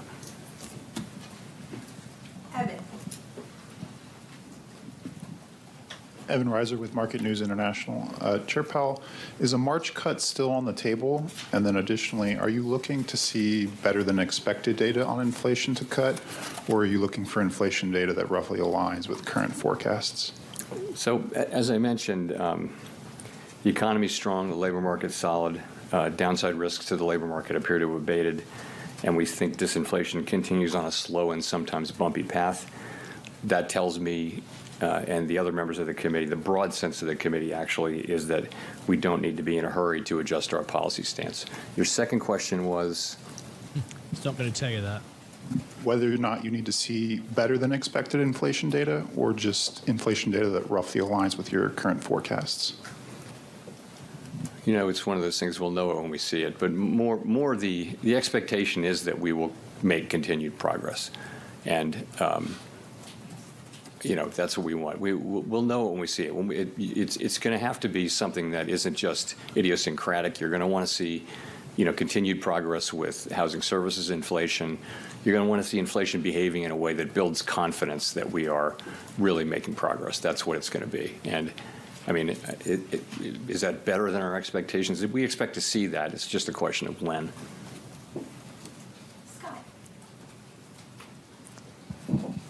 Hi, Chair Powell. Scott Horsley from NPR. In your 5-year review, you said the 2% inflation target won't be on the table. Can you talk a little bit about why? Is that because you think that's the right target, or is it because you don't want to move the goalpost mid-game, or what's behind that? I think that goal has served us well over a long period of time. It's also the sort of global standard. I think that if a central bank wanted to look at changing that, you wouldn't do it at a time when you're not meeting it anyway. I would not look at changing it anyway, but I certainly wouldn't look at it at a time when you're not meeting it. I mean, there's just no interest at all in changing it. If I'm being at all unclear, we're not going to change the inflation goal anytime soon. And 5 years ago, if I can paraphrase what y'all decided, it was you're going to not raise interest rates preemptively to head off inflation until you see sort of the whites of the eyes of inflation, because the solid labor market was so beneficial. Have the last few years changed your thinking about that? So what we really said was that we wouldn't look at a strong labor market and raise rates unless we saw some evidence of inflation. So the thought was that we'd seen really low levels of of unemployment with no sign of inflation. So why would you preemptively want to put people out of work in the absence of any evidence that suggested that this was not a sustainable level? It was a way of acknowledging how much humility we have about the starred variables, especially U-star, the natural rate of unemployment. So that was an insight. We'll discuss that again. That'll be one of the many things that we discuss. But I don't think that insight is wrong. We didn't, we said what we said was that at times when inflation persistently undershot 2%, we would likely allow inflation to run moderately above 2% for some time. Do I see that magic word in the chat? Dollar cost average. Turned out not to be relevant to what actually happened. There was nothing moderate about the overshoot. It was an exogenous event. It was the pandemic, and it happened. And our framework permitted us to act quite vigorously, and we did once we decided that that's what we should do. The framework had really nothing to do with the decision to. We looked at the inflation as transitory, and right up to the point where the data turned against that. And when the data turned against that in late 21, we changed our view and we raised rates a lot. And here we are at 4.1% unemployment and inflation way down. But the framework was more irrelevant than anything else. That part of it was irrelevant. The rest of the framework worked just fine as we used it, as it supported what we did to bring inflation down. Let's go to Mark for the last question. Hello, Chairman Powell. Mark Hamrick with Bankrate. As you know, in the annual report from the Financial Stability Oversight Council, among the risks outlined is cryptocurrency. Could you talk about those risks now? And regarding individuals and households, perhaps distinct from the concern about the financial system, do you worry that speculation in this unregulated asset class could hurt their financial well-being, or do you think it has a place in a household's portfolio? So our role with Bitcoin really is to look at, with crypto, really is to look at the banks, and we think it's, banks are perfectly able to serve crypto customers as long as they understand and can manage the risks, and it's safe and soundness. A good number of our banks that we regulate and supervise do that. The threshold has been a little higher for banks engaging in crypto activities, and that's because they're so new. And we don't want to make the mistake. If you're making a choice to conduct that activity inside a bank, which is inside the federal safety net with deposit insurance, then you want to be pretty sure that it's a safe and sound activity. So, we're not against innovation, and we certainly don't want to take actions that would cause banks to terminate customers who are perfectly legal just because of excess risk aversion, may be related to regulation and supervision. So. And with respect to households and their inclusion? He's about to end. That's kind of by for Tesla earnings. It's not really our bailiwick. You want people to be knowledgeable about the financial engagements that they have, and that's why we have the securities laws that we have. It's why if you read a mutual fund prospectus or individual stock prospectus, you want households to have the chance to understand the risk that they're taking. And I do think it would be helpful if there were a greater regulatory apparatus around crypto, and I think that's something Congress was working on quite a lot. We've actually spent a lot of time with members of Congress working together with them on various things, and I think that would be a very constructive thing for Congress to do. Thank you. There we go. There is the chair, Powell, exactly as anticipated, business as usual. So I'm happy. I am indeed happy. The markets sold off at the beginning, and they're coming back. Absolutely fine. We are completely fine with that. Now then, if you'd like me to open up the phone lines, if you want to call in, please say in the chat. So, yes, in the chat, spam the chat if you would like a live phone in. I can open up the phone lines. You can be live on the show to put your comments and questions to me and the rest of the Lucasade family. Or no, thank you. I don't want to do that. So let's see everybody spamming the chat. Yes, if you'd like me to open up the phone line and you can call in. Or no, you don't want me to do that. And I'll see what the flavor is. And if it's lots of yeses, I'll open it up. If it's not, then I will not do that. Okay. What we're going to do, we're going to give you a couple of minutes to do that. It takes a few seconds for everyone to react. And then we're about to go into the Tesla earnings. This is the Tesla earnings tonight. We're waiting for Tesla to announce their link. They haven't got their link yet, but they will shortly. It'll be after hours. We'll be covering it. So we're going to go over to the Tesla earnings. Let me see how many people voted on the poll this afternoon. See how many of you got it right. You were all with me. Well, 72% of you were. Spot on. 115 votes. There you go on the Lucas Archie indicator. Way more reliable than the Fibonacci. Pause, 72%. Spot on. You were all dead right. Got good investors here. Good, intelligent rounded investors, not just guessing and hopiary, actually accurate, spot on. The Lucas Archie is always correct when it comes to understanding stocks, because there's no bots, there's no scammers, there's no trolls, there's no Reddit rooms, there's no stock twits in here. Just real investors. Nearly all of them are members of the channel, so that they understand the economy and what's going on, which is great. 72% said pause, spot on. 10% of you said hike, there was no chance of that. Cut, 13%, and 4% of you said 0.5. So there you go. Very, very good indeed. Congratulations to all of you that got it right. Now we'll go over to the homepage and you'll see the Tesla event. There is the Tesla earnings. That's coming up. I can start that now. If we want to start going up there now, we can do that. Yes, one person wants to call in. Iron Maiden, it is a members only, I'm afraid, though. So unfortunately, you couldn't call in anyway. The reason for that is we do it for members only, so we don't get trolls call in, members, people messing around, and all the rest of it. We are investors here. So I appreciate you want to call in, but you'd need to be a member. If you would like to become a member, there is the link. Let's have a look. What have we got here? Real investors. Yeah, congratulations to all of you that knew what was going on. It doesn't look like anyone is saying yes other than Iron Maiden, but sadly he's not a member, so he couldn't call in anyway. Now then, let's go back to, I think it was over here, to see how many of you subscribed to the music channel. I want to thank you all. 6848. Did that go up anymore? Doesn't seem to be moving. Let me just refresh the screen. 6848. Whoops, where are you? No, it didn't. Okay, fine. Let me just close that down. Thank you for all of you that did it. I really appreciate all of those of you that want to support me to raise money for charity. That was great. Let me switch back to the main channel. Okay, done that.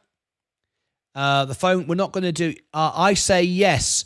Oh, Fight Channel would like to call in. And I know if he will, so I'll open up the phone line. If Fight, one of our broadcasters, we have there are 4 broadcasters now on this network. Myself as the main anchor on the main show. Then we have Sensei, our crypto and chart expert. Then we have Vaz, who does our EVTOLs. And then we have Fight, who's soon to start doing dividends. And we also have I forgot his name now. Terrible, isn't it? Joseph Shasta, who's doing our commodities. So the phone line is open. Fight Channel is... he's got some fancy lights behind him. What's going on there? I'm loving it. Okay. It's always nice to see him smiling. I love it. Okay. Oh, hello. We're green. We're red. Oh, hello. You know what he's trying to do. He's thinking, I can do what Vaz does. I can do what Sensei does. I can do what you do. He's gone out and bought some lights. I love it. Right, here we go. Here's the phone in. If you want to call in, it would be great if we get all of our 3 of our broadcasters on. There is the phone line, martynlucas.com / oops a daisy. Let me do it. Hang on, my thing's gone funny. Let me try that again. That's not going to work. Hang on. The market's going up now, which is nice. It's just going a bit weird. I'll try that again. martynlucas.com / live, uppercase L, uppercase A, Lucas Age 100. There we go. Let me end the poll. In fact, Tesla earnings after this. I can leave that. Whoops-a-daisy. The screen needs to be reset. Okay. Google's had a really weird thing the last few months. All of a sudden, it just, the screen has to be reset. No, I don't know why that is, but it does that. It's really weird. Let's try that again. There you go. That's how to call in. All right, if you want to call in. Right, let's go over to our first guest. This is guest number 1, Fight. I like all the lights. That looks very cool. Very red today. Very red. Let me go to Fight Channel, camera 1. And you're a bit off screen at the moment, Fight. I'm sure you'll be fine when he starts. There we go. Let me just undo that. All right, let's go over to our guest number 1. Welcome to the show. We got Fight Channel, one of our soon-to-be broadcasters. This is cool. Fight, good afternoon to you. How are you? Oh, you're muted. Hang on. That's weird. You're not muted. I should be able to hear you.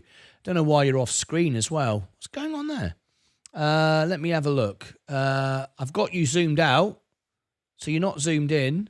No. Can you just zoom out of your camera a little bit? I think you've zoomed in for some reason. And oh, there you go. I can hear you now. Oh, you hear me now? Yeah. Can you just adjust your camera a little? There you go. You're a little bit low in the box. Oh, wait a minute. I can adjust the table. Adjust the table. Oh yeah, I've heard about this. How are you, Fight? Are you well? I'm doing good. Yeah. What do you think from the Fed?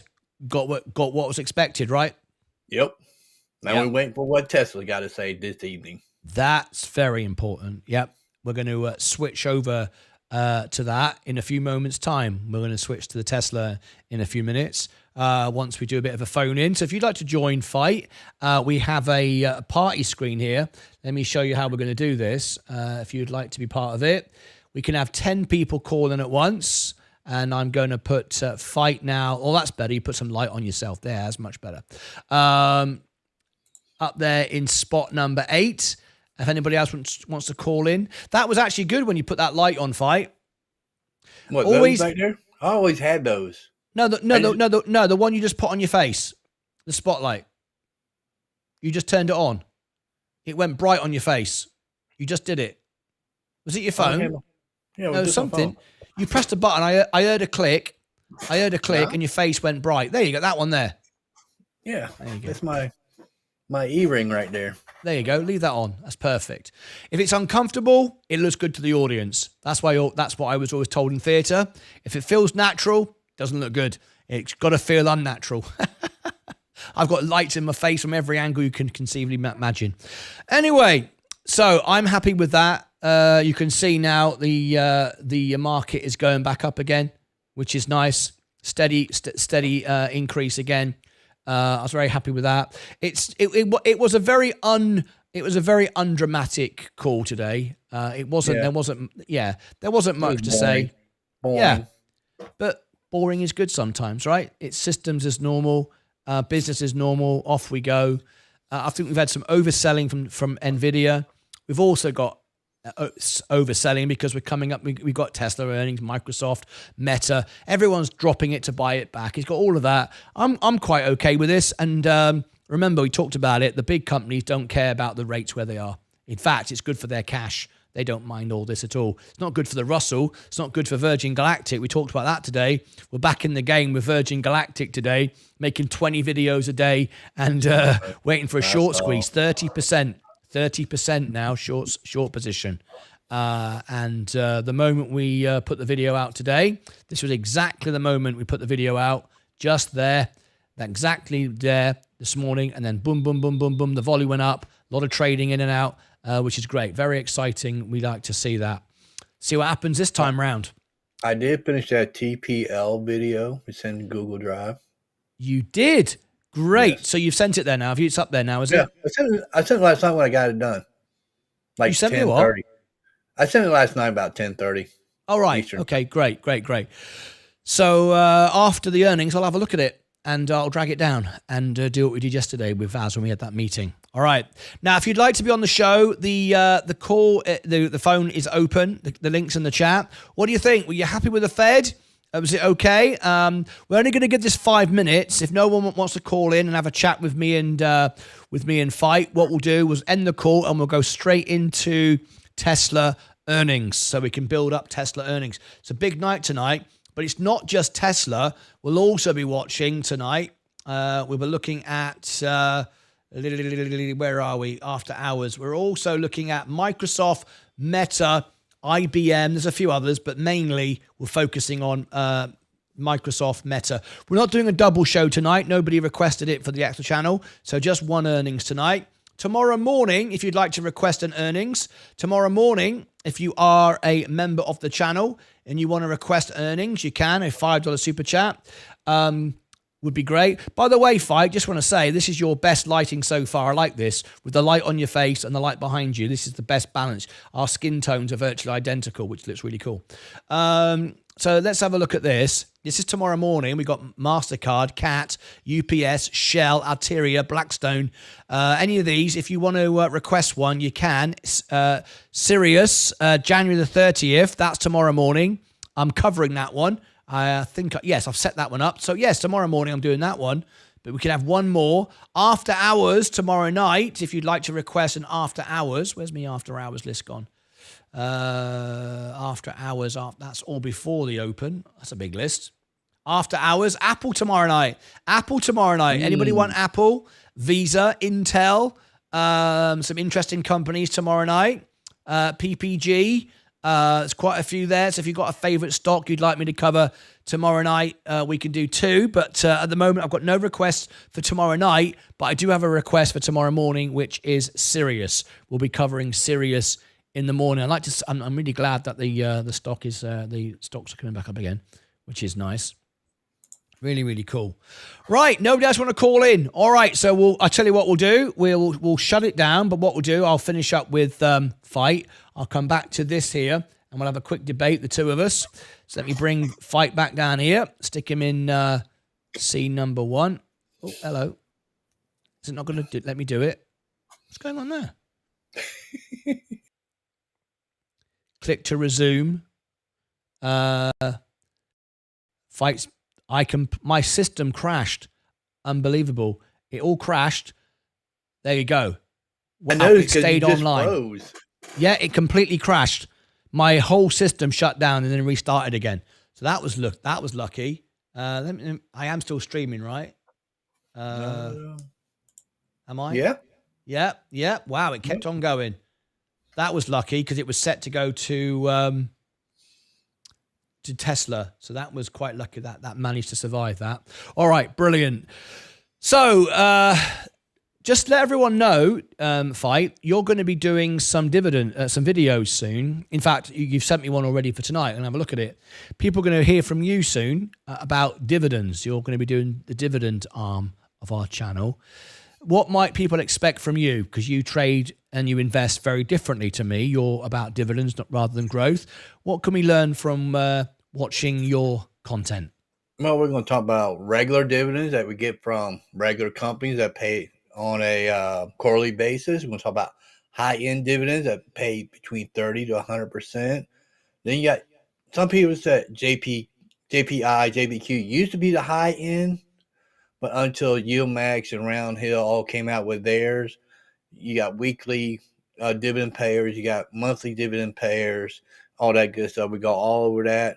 A lot of funds are really risky. There are NAV erosion. It just depends what time you get into it. Any investment you invest in, it just depends what time you get into it. You can get NAV erosion in regular stock, and then you do high-end dividends. I mean, all that good stuff. And people want to know something about something, they could tell me one week, and next week I could research it and we talk about it the following week. I do. I like it. Looking forward to it. All right. So what we're going to do, we're going to switch over now. Cedar Tree said, I can't wait for Fight's dividend videos. Yes, I'll be looking at the first one tonight and bringing it in and having a conversation with that. Looking forward to it. So what we're going to do, folks, is we're going to wrap this up. Fight, thanks ever so much for calling in, mate. Are you tuning into Tesla tonight? You interested in that one? I am, but I might listen to it while I'm working. You're on the road doing your work. Yeah. Okay, mate. Yep. All right. Well, drive safe. I didn't work yesterday afternoon, I got to get back to work. You got to earn some money, mate. Well, thanks for calling in. I appreciate the conversation. Well, I know we're both happy with the Fed's report today. Exactly what we expected. We predicted it spot on. Our positions are fine. We're going back up again. Bit of overselling going on. That's fine. We can live with that. And I look forward to looking at your video tonight and seeing you on the call for Tesla. And you drive safe. Thank you very much. All right. Peace. Yeah, absolutely. There you go. There's Fight on the show tonight. Now then, let's wrap this up and send everybody over to our Tesla. All right. So what I'm going to do now is we've got Tesla in the chat. Let me end the poll. I asked how many of you are going to join me for the Tesla earnings. 100, maybe 160 of you are going to join straight off the bat. There's the poll. That's what you said. There's the earnings pinned right to the top. Here's the event. It's waiting to go live. We're also going to cover the ringing of the bell as well and go straight into it. So, are you ready? Yes, we are ready. So what we're going to do... Oh, hello. What's this here? Rallo1 donated $5 through a super chat. Nut earnings, please. February 11th. Okay, let me write this down. February the 11th. Okay, I can do that. So that is DNUT, Feb 11. Let me check. Yes, I can confirm I can do the earnings. I've already got Coca-Cola, but we can do 2, unless it's before or after hours. So I can confirm that one. Yep, that's confirmed. All right, you'll get a promotional video and you will get the earnings. I love the beard fight channel. Thank you, says Fight. Good stuff. All right, Stacy. Okay, good. So what we're going to do now is send you over to the event for tonight. So here we go. Let me give everyone the link. Tesla earnings. Here is the event. Here, I'll put it in the chat. There you go. 3 times. You can stay where you are. You can click on it, or it'll automatically take you there as I finish the show. Tesla earnings. Let me just redirect to there. Yes. All right. We haven't got time to do anything other than end the show straight away and send you all to Tesla earnings. It's going to be a good night. Plus, we're going to ring the bell. See you back in a couple of minutes. Don't go away. Now join me for the Tesla earnings. Big, busy night. Plus, of course, we'll be keeping an eye on Microsoft and Meta. Take care of yourselves and each other.